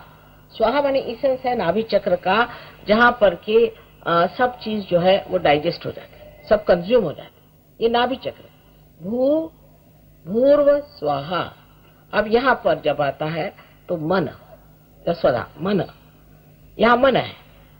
मन माने अभी आपको जैसे मैंने बताया कि ये मन का चक्र है, कि मनुष्य का मन जो है वो इससे प्रज्वलित होता है। अगर कोई मनुष्य मिंधा हो, उसकी हालत खराब हो, तो उसके अंदर ताकत आ जाती है, उसके अंदर प्रोत्साहन आ जाता है। मन। फिर ये जन, क्योंकि ये कलेक्टिव का जन, इससे हम जनों को देते हैं, हाथ से हम देते हैं, हाथ मिलाते हैं, नमस्कार करते हैं। जो भी हमारा संपर्क शारीरिक होता है वो इस चक्र से होता है। हम बोलते हैं, भाषण करते हैं, किसी से वार्तालाप करते हैं, इस चक्र से होता है। इसलिए ये जन, और फिर ये तप है। आज्ञा चक्र जो है ईसा मसीह का है, उसने तप किया था, वो तपस्विता हमारे अंदर है, वो तप है, ये तप है। और फिर सत्य आपको सहस्त्रार पे मिलता है। इस प्रकार 7 चक्रों का जो इसेंसेस है वही आपको गायत्री मंत्र में है, लेकिन उसके कहने से आपको पहले जानना चाहिए कि आप कौन सा मंत्र को किस वजह से इस्तेमाल कर रहे हैं। इस सब चीजों को समझ लेना चाहिए। उसको आप सहयोग में कोई मंत्र वगैरह कहने की भी जरूरत नहीं होता, क्योंकि कुंडलिनी खड़ाक से ऊपर चली जाती। पर ये जो बताया गया, जब लोग जानते नहीं थे तो मंत्र उच्चार करके लोगों को वो ट्रांस में डाल देते थे, उनको भुलावे में डाल देते थे, और उनको एक तरह से कुछ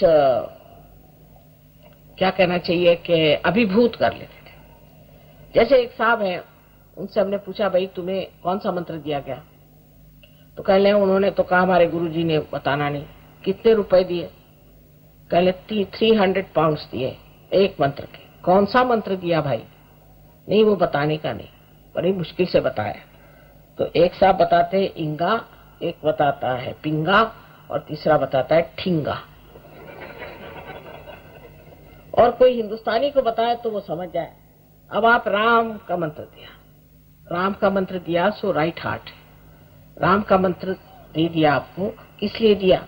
आपको क्या अस्थमा की बीमारी है जिसलिए दिया? किस लिए आपको मंत्र दिया है? ये नहीं, ऐसे ही उन्होंने राम दिया, मैं राम राम करता हूँ, हो गई बीमारी अस्थमा की, क्योंकि आप राम राम कर रहे हैं। राम चंद्र जी के आपके नौकर है, अवतरण है वो।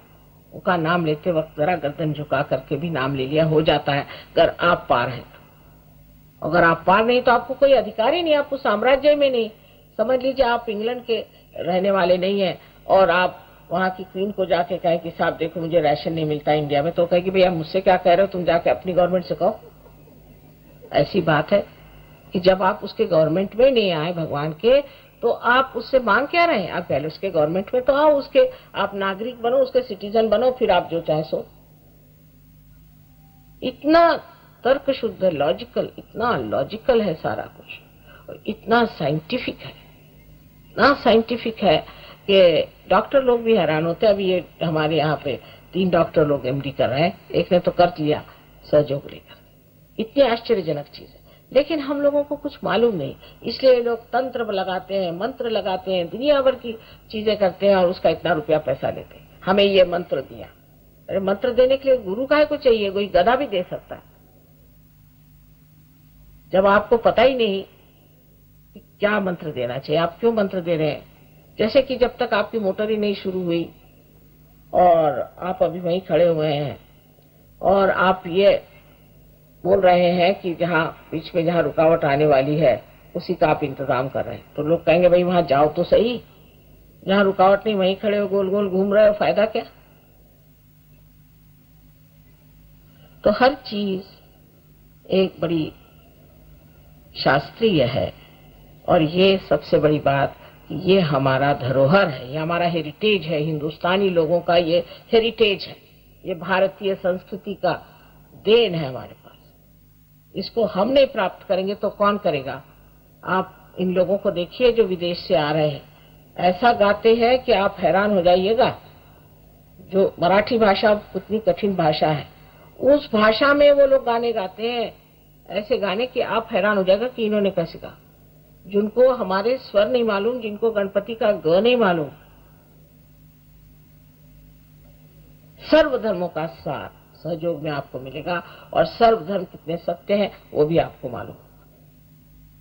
इस तरह से कह रहे हैं कि हम सब भाई भाई से कुछ नहीं होता है, लेकिन इसमें हम लोग असली भाई भाई हो जाते हैं, इसमें असली रिश्ता जुट जाता है। ऐसा रिश्ता जुटता है, मैं देखते ही रहती हूँ कि आपस की जो दोस्ती इन लोगों की है, कि विलायत के ये जो अंग्रेज जो पहले अपने बहुत समझते थे, आते हैं वहां से कुर्ता पजामा पहन करके, और पहले तो अपनी भूमि की थोड़ी सी चरण धूली अपने सर में लेते, कहते ये योग भूमि। और जब अपने देहातों में जाते हैं तो ऐसे गले लगाते हैं सबको कि जैसे पता नहीं कहाँ के मित्र मिल गए। पर वही वहां के जो रहने वाले अंग्रेज हैं उनसे भागते हैं, इसके वर्णन बहुत सुंदर ज्ञानेश्वर जी ने किए हैं। किसी वक्त मौका होगा तो आपको सुनाया जाएगा, बहुत ही सुंदर उसका वर्णन कि ये क्या होने वाला है, क्या दुनिया में होने वाली है बात, कैसे लोग होने वाले हैं। और इसकी शुरुआत तो हो ही गई है।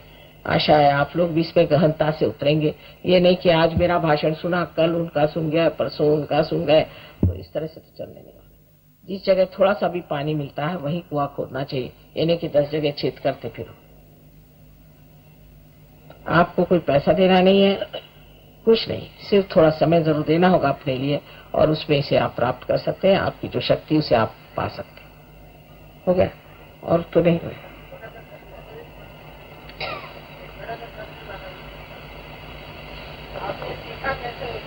आप लिख के दे दीजिए भाई साहब, आप लिख के दे। हाँ,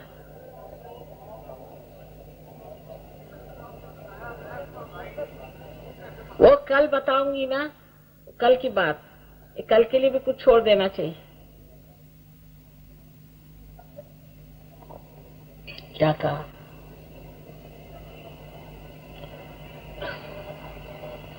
लिखे मूसा पड़े ईसा, वो तो हाल नहीं। पत्थरों से रोग होने की बात हानि नहीं कर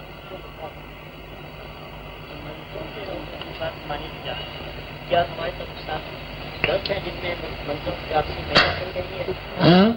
मंत्रों से रोग होने की बात मानी नहीं जा सकती। क्या हमारे सारे शास्त्र? नहीं, बिल्कुल नहीं। आपके शास्त्र बहुत सही है, लेकिन एक इस पे बड़ा सुंदर संस्कृत में श्लोक है कि अमंत्रम अक्षरम नास्ति, नास्ति मूलम अनौषधम, अयोग्य पुरुषो नास्ति, योजक तत्र दुर्लभा।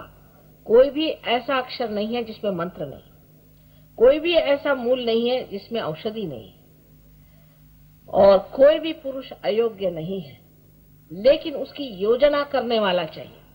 जो सो पागल खाने से निकल के आकर आपको मंत्र दे रहा है, कोई जेल खाने से छूट करके आके आपको मंत्र दे रहा है, उनको अधिकार नहीं, अनधिकार चेष्टा है। समझे ना?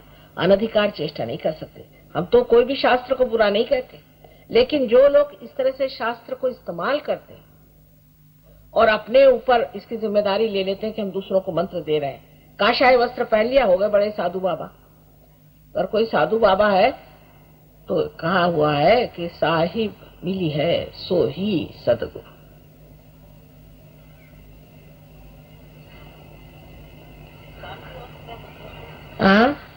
हाँ बेटे, बड़ा नुकसान होता है भैया, मैं तुमसे बताती हूँ सच बात। मैं तो माँ हूँ ना, मैं झूठ नहीं बोलूंगी। गलत आदमी से मंत्र लेने से तो नुकसान हो ही जाता है। कहिए भाई साहब। माँ, ये बहुत ही छोटा लेकिन विविध विषय प्रश्न है। प्रारंभ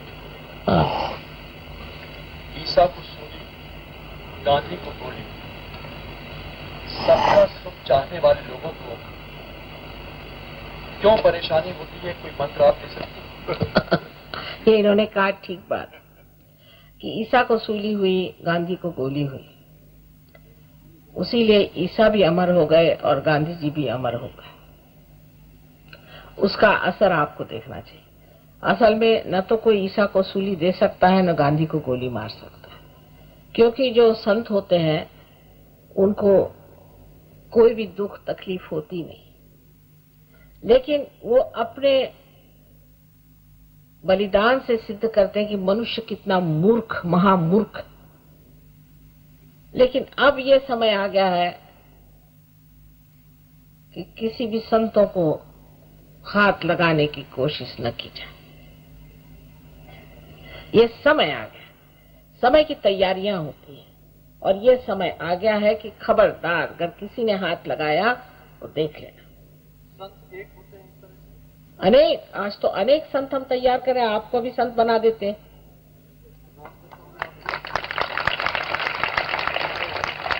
पहले कम होते थे, अब हजारों की तादाद में हो रहे हैं। चक्रों की विशुद्धि कैसे पता लगाए? चक्रों की विशुद्धि कैसे पता लगाए? वह उनको कैसे शुद्ध करें? कुछ एग्जाम्पल्स दीजिए। हाँ, आपने चक्रों के बारे में पूछा कि किस तरह से वो शुद्ध न हो तो कैसे पता लगाए। तो वो आप जब हमारे सेंटर पे जाएंगे तो आप जान लेंगे कि हमारी उंगलियों में 5, 6 और 7 ये चक्र हैं और 5, 6 और 7 ये चक्र हैं। तो ये लेफ्ट साइड के जो है ये आपके मानसिक स्थिति को दर्शाते हैं और राइट साइड के जो है वो आपके बौद्धिक और आपके शारीरिक स्थिति को दर्शाते हैं। अब अगर इसमें से कोई सी भी उंगली में चिटक ऐसी गर्मी लग रही हो या कहीं ऐसा लग रहा हो कि जड़ता आ रही है, कुछ आ रही है, तो उसका सिर्फ उसका अर्थ क्या है ये आप सीख लीजिए। अब उसको किस तरह से ठीक करना है वो भी आपको बता दें। महीने भर में आप गुरु हो जाएंगे, सब गुरु हो जाएंगे, क्योंकि आपके हाथ के नीचे तो पहले कुंडलिनी चलेगी।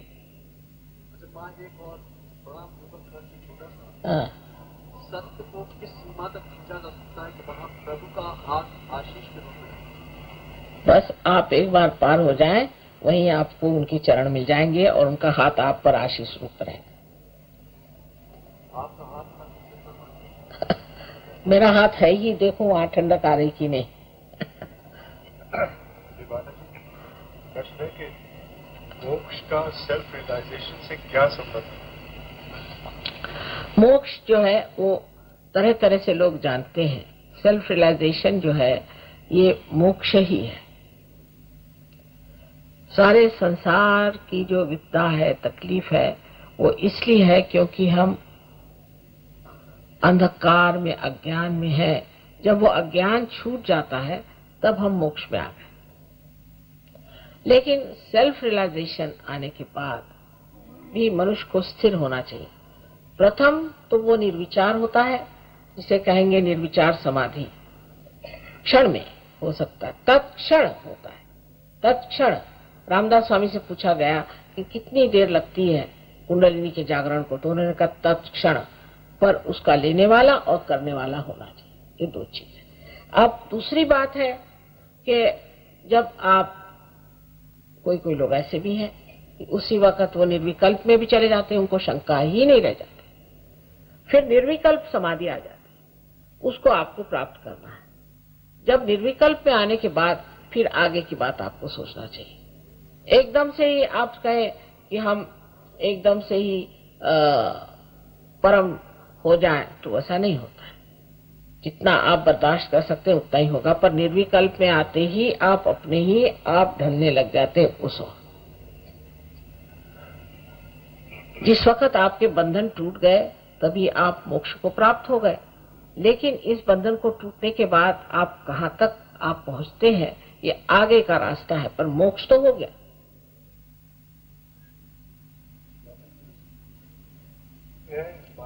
योग विद्या में बताया गया है कि कुंडलिनी जागृत होते समय विभिन्न चक्रों में से विभिन्न प्रकार की आवाजें आती। ये जिसने भी बताया है योग विद्या से में, तो ये योग विद्या वालों को कुछ मालूमात नहीं। आवाज तो तब आएगी किसी भी चीज की जब उसमें रुकावट हो। अगर रुकावट ही नहीं हो तो आवाज कैसी आएगी?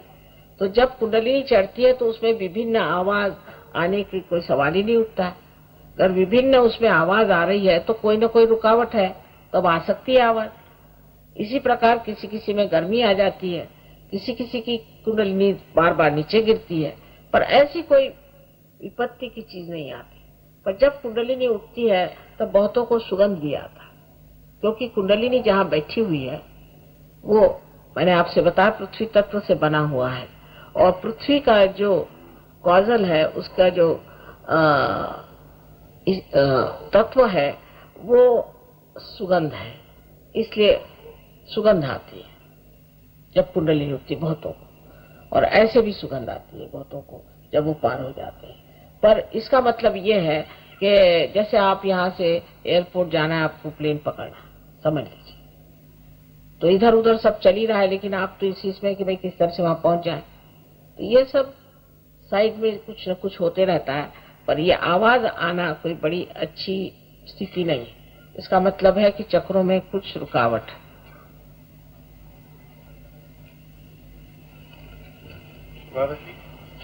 एक प्रश्न है कि मैं वेटलेस हो जाता हूँ, ये किस चक्र की रुकावट है? वेटलेस आप अगर हो जाते हैं तो कोई चक्र की रुकावट नहीं, पर ये वेटलेसनेस देखनी पड़ेगी क्या चीज है। कभी कभी ये ऐसा है कि उसमें भूत विद्या भी हो सकती है कि कोई आत्मा समझ लीजिए ऐसा है जो आपके अंदर घुस जाए और आपका जो मतलब जरा लंबा चौड़ा किस्सा है ये तो इसको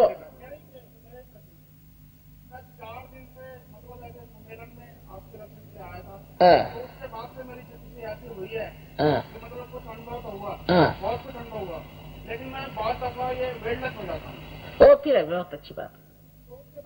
वही मैंने कहा दो नहीं दशे होते। नहीं तो वो तो अच्छी बात है कि वेटलेसनेस आ जाए। हाँ क्या कह रहे? अच्छा, that has to be cleared out, है ना? If you feel it is a good idea because you know about it, it can be cleared out, no problem. मुसीबत में क्या करना चाहिए? अब भाई ये तो बड़े वेग टर्म है। मुसीबत माने कौन सी मुसीबत? हो सकता है आप ही किसी के लिए मुसीबत हो।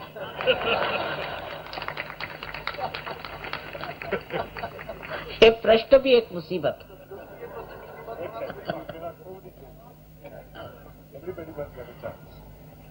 नाद क्या है? नाद क्या है इसके बारे में बताइए। अब सारे ही प्रश्न आज ही पूछ लीजिएगा। नाद क्या है, ब्रह्म क्या है? नाद वही है जिस वक्त हमारे अंदर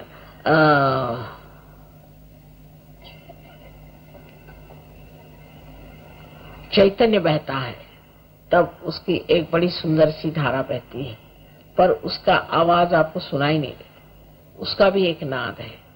इसी तरह जब अति सूक्ष्म आप हो जाते हैं तो आपको सुनाई दे सकता है। उसके बाद में इसमें चैतन्य में आप जब आप पार हो जाते हैं तो आप देखते हैं आकाश में से छोटे छोटे ऐसे कौमा के जैसे ऐसे चमकते हुए चैतन्य के ऐसे छोटे छोटी धाराएं दिखाई देती। तो ये इसमें भी प्रकाश होता है। अब आपको आश्चर्य होगा कि बहुत से हमारे पास ऐसे फोटोग्राफ्स हैं, वो अभी आपको हम बाद में दिखाएंगे, जिसमें आपको आश्चर्य होगा कि ये प्रकाश के जो कण है उसको पकड़ा गया। ऐसे आजकल हो रहा है। बहुत से फोटोग्राफ इतने चमत्कार पूर्ण है, पर वो अभी नहीं मैं बताऊंगी क्योंकि सब सत्य मनुष्य नहीं झेल सकता, धीरे धीरे झेल सकता है। बाकी सब प्रश्न बड़े पर्सनल हैं, अगर वो सेंटर पे आए। अच्छा, बाकी प्रश्न बहुत ज्यादा पर्सनल होंगे कि मेरा बेटा बीमार है कि मेरी बीवी बीमार है। इन सब लोगों के लिए विनती है कि आप लोग सब सेंटर पे आए और आपको जैसा बताया जाए वैसा आप करें। और आपको मैं कहती हूँ कि दावे के साथ फायदा होगा, लेकिन उसको आप ठीक से करें। पर सबसे जो बात है कि जो लोग बीमारी के लिए आते हैं, बीमारी ठीक होते ही बेकार हो जाते हैं। अब ये सोचना है कि जिस लाइट से प्रकाश मिलने ही नहीं वाला, ऐसे लाइट को आप ठीक करेंगे? सो कॉमन सेंस तो भगवान के पास भी है कि वो ऐसे लाइट को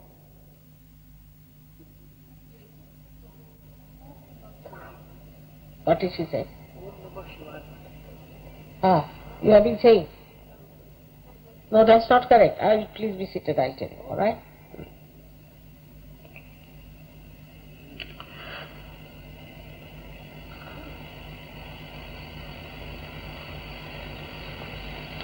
उन्होंने सवाल पूछा कि ओम नमः शिवाय बोलते हैं, ये ठीक नहीं, आपको अधिकार नहीं है अभी इस चीज का, और उससे आपको तकलीफ ही हो जाएगी।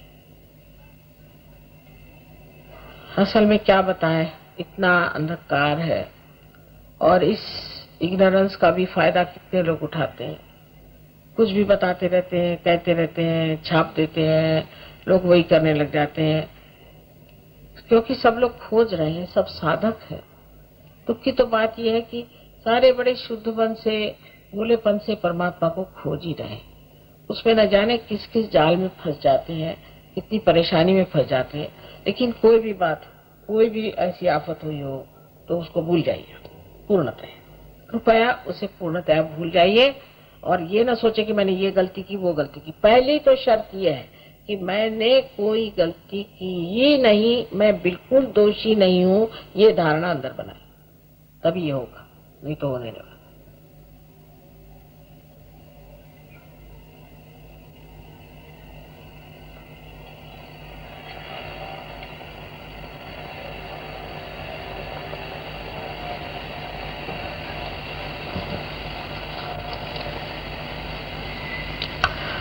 और तो पर्सनल प्रश्न है। हमारे यहाँ पर एक दिल्ली में भी एक बड़े मुश्किल से एक आश्रम बन गया और वहाँ पे हमारा प्रोग्राम होता है। इसके अलावा भी हर जगह सेंटर्स हैं, काफी सेंटर्स हैं और लोग का बहुत होशियार है, बहुत जानकार है, नम्र है, प्रेमी है, मेहनत करते हैं। और आप लोग वहाँ जाएं और उनसे अगर पूछे तो आपकी पूरी मदद कर देंगे। कोई आपको पहले ही बताया कि रुपया पैसा किसी चीज की जरूरत नहीं है, सिर्फ आप जा करके उनसे पूछें आपको क्या शिकायत, वो ठीक होगी। और जैसे मैंने कहा कि आपको एक निश्चय कर लेना चाहिए कि हम माँ ठीक होने के बाद हम सहयोग को पूरी तरह से करेंगे और सहयोग का जो प्रकाश है हम दूसरों को देंगे। क्योंकि अगर आप ऐसा नहीं करने वाले हैं तो ये तो बेकार हो जाती चीज। हजारों लोगों को ठीक करते हैं और जो जहां से तहां बैठा रह जाता है। तो इस तरह से नहीं, हम मां सहयोग में उतरेंगे और लोगों की मदद करेंगे, ऐसा विचार करना चाहिए। क्योंकि कोई सा भी, आप ईसा मसीह ने कहा है कि जोत को जला करके दीप कोई पलंग के नीचे नहीं रखता है। ऐसी बात है कि हमें जो चीज प्राप्त हुई वो दूसरों को दिए बगैर चैन नहीं आने वाला और उससे फायदा भी नहीं होने वाला। आज आपकी एक बीमारी ठीक हो जाएगी, फिर कल दूसरी हो जाएगी। तो मैं यही एक काम करती रहूंगी कि आपकी बीमारियां ठीक करती रहूं। इससे बेहतर है कि आप अपनी बीमारी एक ठीक करने के बाद हमेशा के लिए ठीक हो जाइए और दूसरों को भी ठीक करिए। एक जोत से दूसरी जोत बढ़ेगी और सारे संसार की भलाई हमें करने का है। सारे संसार का कल्याण होना चाहिए और उसके लिए कितनी अभिनव चीज, कितनी सुंदर चीज हमारे पास है, जो चैतन्य है, उसे हमें देना चाहिए।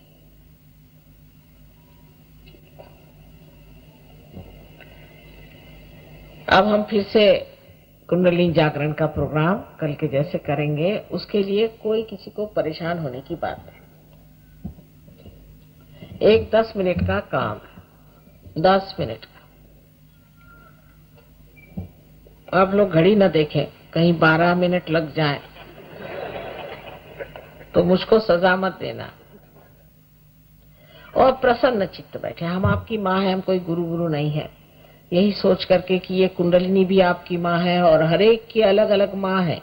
ये वैयक्तिक है, हर एक प्रकार। आप फूलों पे रख देते ना तो फूल तो नाराज हो जाते हैं। जरा सा आगे।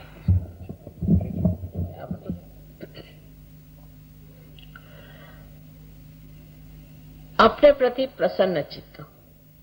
मैंने ये गलती की, मैंने वो गलती की, मैं ऐसा खराब हूँ, मैं वैसा खराब हूँ और मैं बड़ा पापी हूँ और दुनिया भर की चीजें जो लोगों ने बताई है सबको आप माफ कर दें और भूल जाए, बिल्कुल भूल जाए।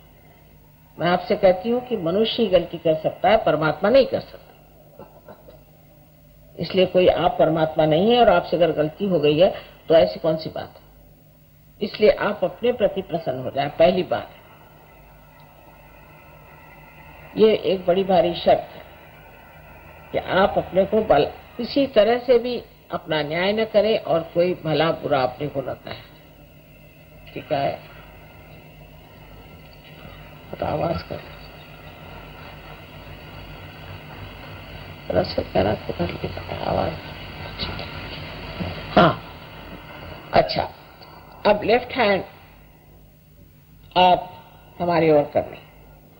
लेफ्ट और राइट की बात कल बताऊंगी। लेफ्ट माने आपकी इच्छा शक्ति और कुंडलिनी आपकी शुद्ध इच्छा है। शुद्ध इच्छा माने बाकी सब इच्छाएं कैसी होती हैं, कोई भी इच्छा होती है आपकी तो वो पूरी होने पर दूसरी इच्छा होती है, तीसरी होती है, चौथी होती है। माने इकोनॉमिक्स का लॉ ही है कि in general wants are not satisfied. पर शुद्ध इच्छा एक आपके अंदर है जो सुप्तावस्था में आप नहीं जानते, बहुत से लोग जानते भी नहीं। वो ये है कि उस परम चैतन्य से हम एकाकारिता प्राप्त करें। बस ये शुद्ध इच्छा। बाकी जितनी भी इच्छाएं, आज ये पास करना है, जिम्तान देना है, नौकरी चाहिए, फलाना, वो होते रहता है, एक के बाद चलती रहती, मनुष्य को समाधान नहीं मिलता। तो शुद्ध इच्छा की जो शक्ति है वो है कुंडली। अब आप लेफ्ट हैंड हमारे ओर करें, लेफ्ट हैंड से आप इच्छा शक्ति, आपकी इच्छा आप जो कह रहे हैं वो है, और आप इच्छा ये कर रहे हैं कि आपको आत्म साक्षात्कार। एक विनती ये भी है कि जिनको सहयोग करना हो वो बैठे, नहीं तो चले जाए, पर ये नहीं कि आप दूसरे लोगों को देख रहे हैं, ताक रहे हैं। इस वक्त में आपको अपने को देखना है और अपने को जानना है, सीधा ही सा। तो लेफ्ट हैंड आप हमारे ओर करें और राइट हैंड जो है वो अपने हृदय पे रखें। अब जो राइट हैंड है ये क्रिया शक्ति, इससे हम अपने अनेक चक्रों को प्लावित करते हैं। तो राइट हैंड आप अपने हृदय पे रखें और लेफ्ट हैंड आप हमारी ओर करते हैं। इसका मतलब है आपको इच्छा है कि आप आत्म साक्षात्कार को प्राप्त हो। अब एक बात याद रखना चाहिए कि जो लोग बैठे हुए हैं कुर्सियों पे, वो जूता उतार लें, क्योंकि जूता जमीन को छूना चाहिए। पैर जमीन जो है हमारी परेशानियों को खींच लेती है। जूता चप्पल हो उसे हाथ उतार लें। और जो लोग जमीन पे बैठे हैं उन्होंने तो जूते पहने ही नहीं होंगे, तो ठीक ही बात है। आराम से बैठे, सहज आसन पे, एक के ऊपर एक चढ़ा के आराम से बैठे, पैर ऐसा खोल करके आराम से, पूरी तरह से खोल करके बैठे, पूरे आराम से बैठे, पर गर्दन न झुकाएं न पीछे को डालें, सीधे ऐसे जैसे हम बैठते हैं सहज में ऐसे बैठिए। और आंख जब बंद करना है तो बिल्कुल जैसे हम नींद के वक्त जैसे आंखें बंद कर लेते हैं इस तरह से, न तो उसको ऊपर चढ़ाएं और न ही उसको जोर से दबाएं। बिल्कुल सहज में ही काम होता है, सहज आसन में बैठना होता है। तो ये हाथ हृदय पे है, क्योंकि हृदय में सबसे पहले आत्मा है, इसलिए पहले आत्मा को ही हम ललकारते हैं। दूसरी बात, जब हम आत्मा है तो हम अपने गुरु भी हैं, इसलिए गुरु तत्व जो कि हमारे पेट के ऊपरी हिस्से में है, सारा काम हम लेफ्ट साइड में करेंगे। उस पर आप अपना लेफ्ट हैंड रखेंगे, राइट हैंड रखेंगे लेफ्ट साइड में गुरु तत्व पे। हम खड़े होकर करेंगे, आप अपना हाथ उठाएं,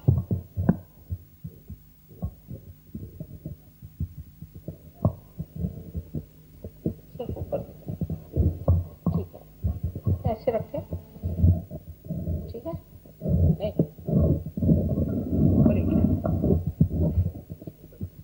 अच्छा ठीक है।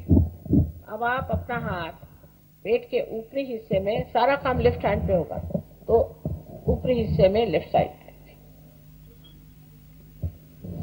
उसके बाद अपना हाथ पेट के निचले हिस्से में आप लेफ्ट हैंड साइड पे रखें।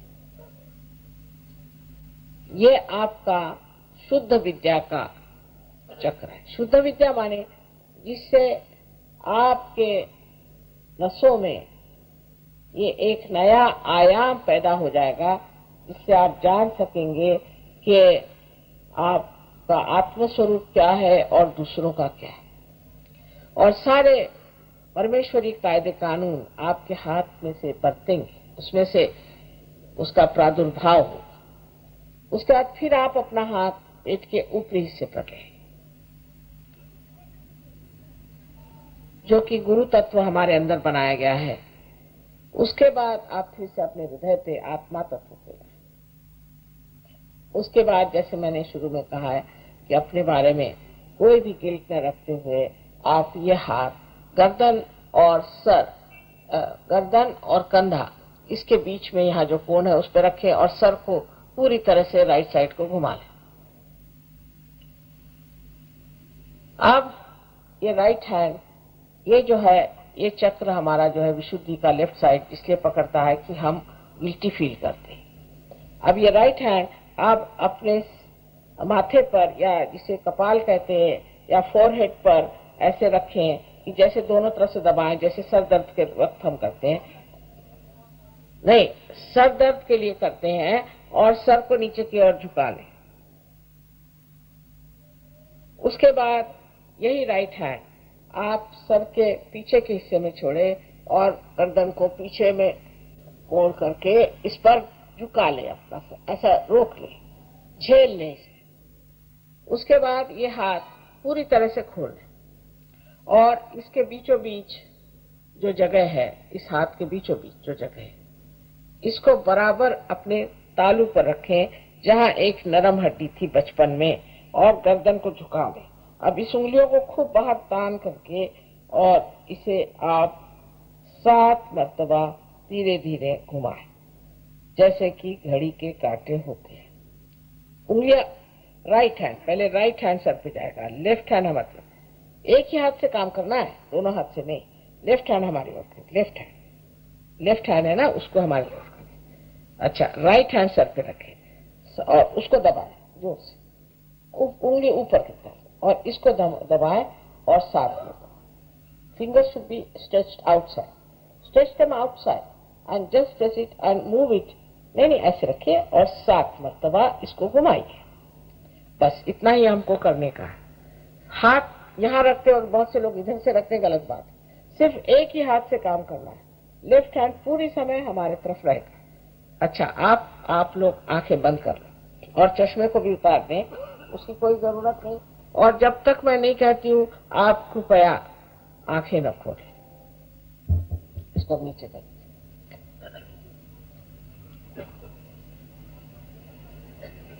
अब 10 मरतबा पूर्ण आत्मविश्वास के साथ कहें इस चक्र को मदद करने के लिए कि श्री माता जी, मैं स्वयं का गुरु हूँ। श्री माता जी, मैं स्वयं का गुरु हूँ। 10 मरतबा कही, नीचे बीचों बीच, इधर।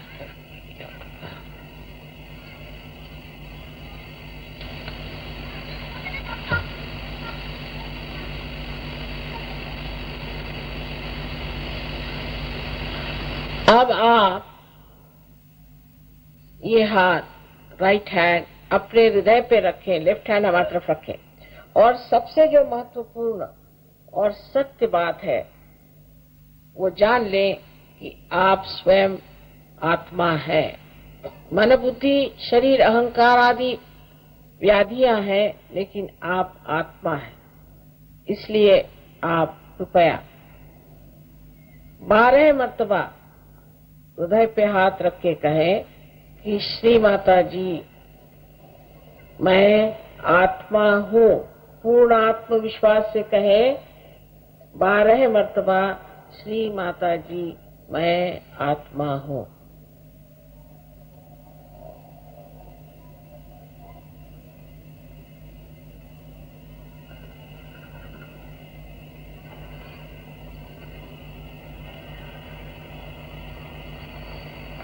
परम चैतन्य ये दया, प्रेम, शांति, आनंद सबके सागर है, किंतु सबसे अधिक क्षमा के सागर है। इसलिए आप कोई ऐसी गलती नहीं कर सकते जो क्षमा नहीं हो सकती। इसलिए आप कृपया अपने को क्षमा पहले करें और अपना राइट हैंड गर्दन और कंधे के बीच में जो कोण है उसमें रख करके अपनी गर्दन राइट साइड को मोड़ लें, और इस तरह से मोड़ करके आप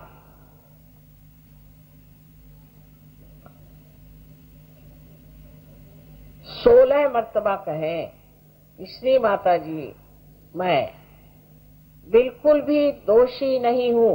पूर्ण आत्मविश्वास के साथ कहें, श्री माता जी, मैं बिल्कुल भी दोषी नहीं हूँ। गर्दन को मोड़ लें।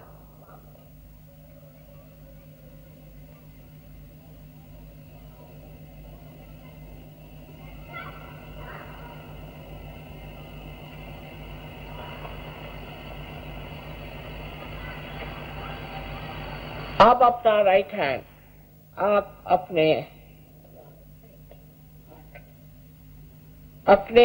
माथे पर रखें, कपाल पे रखें, रख करके और दबाएं, और ये कहें कि श्री माता जी, मैंने सबको क्षमा कर दी। अब बहुत से लोग ये सोचते हैं कि क्षमा करना बहुत कठिन है, किंतु आप क्षमा करें या न करें आप कुछ भी नहीं करते हैं। इसलिए आपको कहना चाहिए कि मैं सबको क्षमा कर देता हूँ, कारण आप क्षमा न करने से आप गलत हाथों में, गलत लोगों के चक्कर में पड़ जाते हैं। इसलिए कृपया कहिए कि मैं सबको एक साथ क्षमा करता हूँ।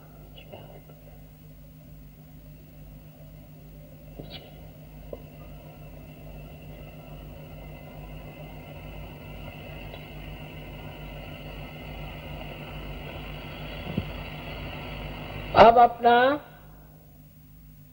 राइट हैंड सर के पीछे के हिस्से में ले। कितने बार का सवाल नहीं उठता इसमें आप पूर्ण हृदय से कहें। सर के पिछले हिस्से में हाथ रख के उस पर अपने सर को रख के ऊपर की ओर उठाएं और अपनी गलतियां न गिनते हुए और दोषी न समझते हुए अपने ही समाधान के लिए कहें कि श्री माता जी या हे परम चैतन्य, मुझसे अगर कोई गलती हो गई हो तो मुझे क्षमा कर दो। जरा गर्दन से जरा ऊपर पकड़ना, जहां ऑप्टिक लोब होता है।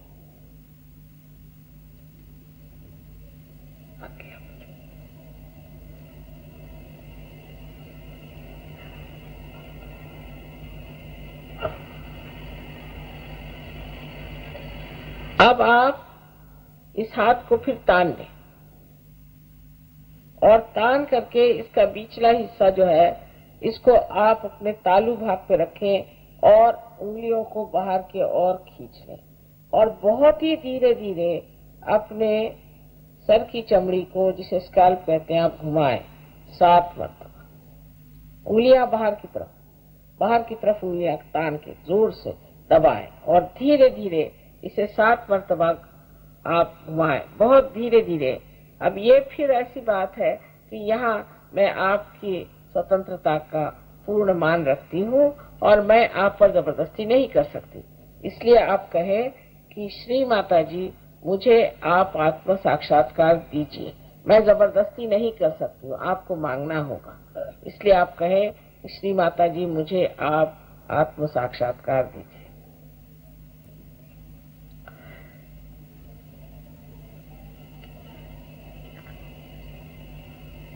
सात मरतबा कहिए। इसके साथ ही मैं प्रणव को फूकूंगी, जिससे कि कुंडलिनी बाहर निकल आएगी।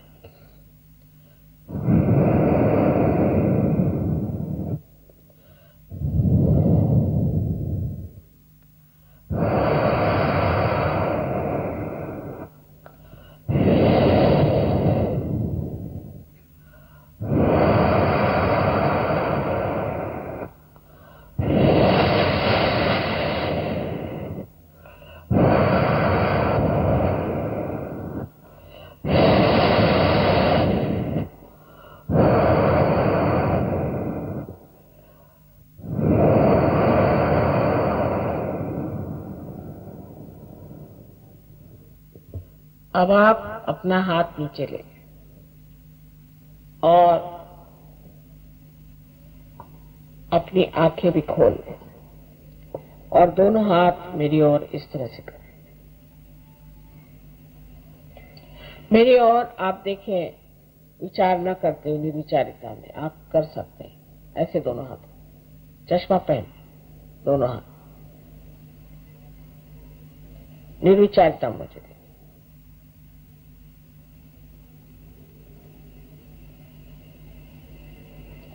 अब आप अपना राइट हैंड मेरे ओर है, राइट हैंड, और अपने सर को नीचे झुका करके देखें कि सर से कोई ठंडी हवा तो नहीं आ रही। राइट हैंड मेरे ओर करें और सर के तालू भाग से देखें, किसी किसी को तो बहुत दूर तक आती है, कि कोई ठंडी हवा तो नहीं आ रही। अब अपना लेफ्ट हैंड मेरे ओर और सर फिर झुका और झुका करके फिर देखें राइट हैंड से कि कोई ठंडी हवा तो नहीं आ रही है। राइट हैंड से देखिए कोई ठंडी हवा आ रही है क्या सर में से। अब एक बार और, अब राइट हैंड में रोल करें और फिर से आप लेफ्ट हैंड से सर झुका के देखें कि कोई ठंडी हवा आ रही है क्या अपने तालुए से।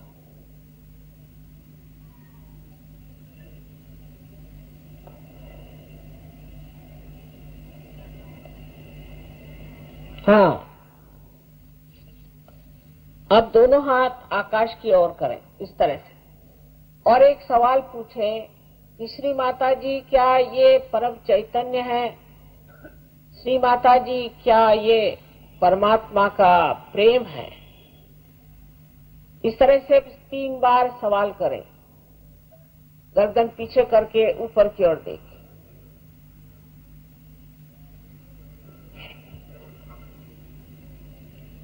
अब हाथ नीचे करके, अब जिन लोगों के हाथ में ऐसे हाथ और या सर से ठंडी हवा आई हो, ऐसे सब लोग अपने दोनों हाथ ऊपर करें।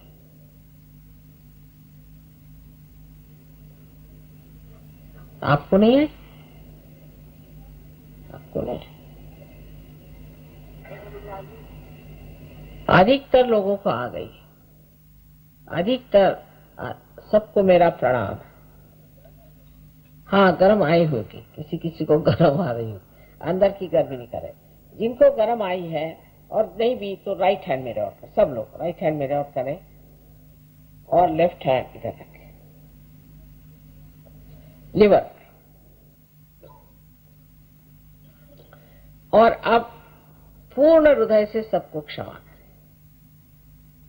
किसी किसी ने इसमें कंजूसी की है, पूर्ण हृदय से क्षमा करें प्रेम पूर्वक।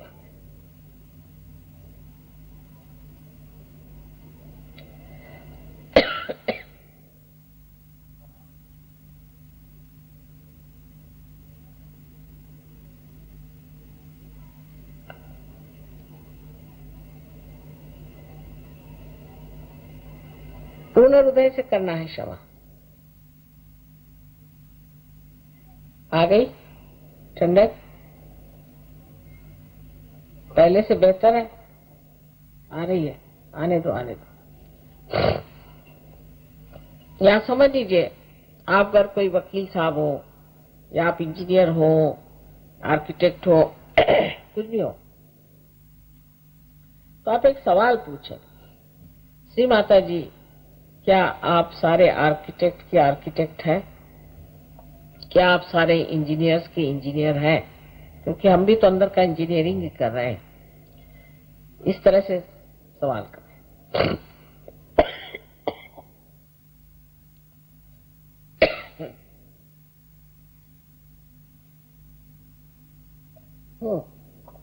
आ रही ठंडक? गायत्री वाले को आ रही है? आपने गायत्री पूछा, आ रही? गायत्री से हो गया था। आप पूछे श्री माता जी क्या आप साक्षात गायत्री हैं? पूछो सवाल, मुझको कोई डर नहीं। ऐसे बैठे बैठे जरा पूछे पूछे। या किसी आप देवी देवताओं को मानते हैं या किसी भी सच्चे गुरु को मानते हैं, उनके नाम से पूछ लीजिए, वो भी रोक लेते हैं कभी कभी पहचानने के लिए। हाँ, आए ना? जवाब मिल गया। शक्ति एक ही होती है, सब में एक ही शक्ति होती है, हर एक समय पर वो आती है और अपना कार्य करती है।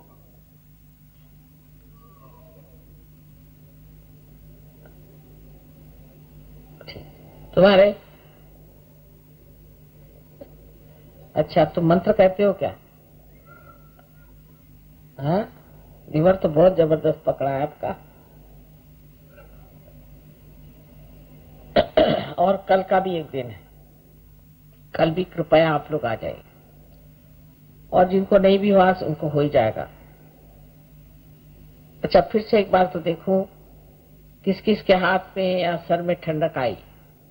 दोनों हाथ ऊपर करें, थोड़ा चश्मा लगा के देखते हैं। ओहो, जरा देखिए तो दिल्ली का क्या हाल हो गया। हे भगवान, सबको अनंत आशीर्वाद है, अनंत आशीर्वाद, अनंत आशीर्वाद है, सबको अनंत आशीर्वाद है।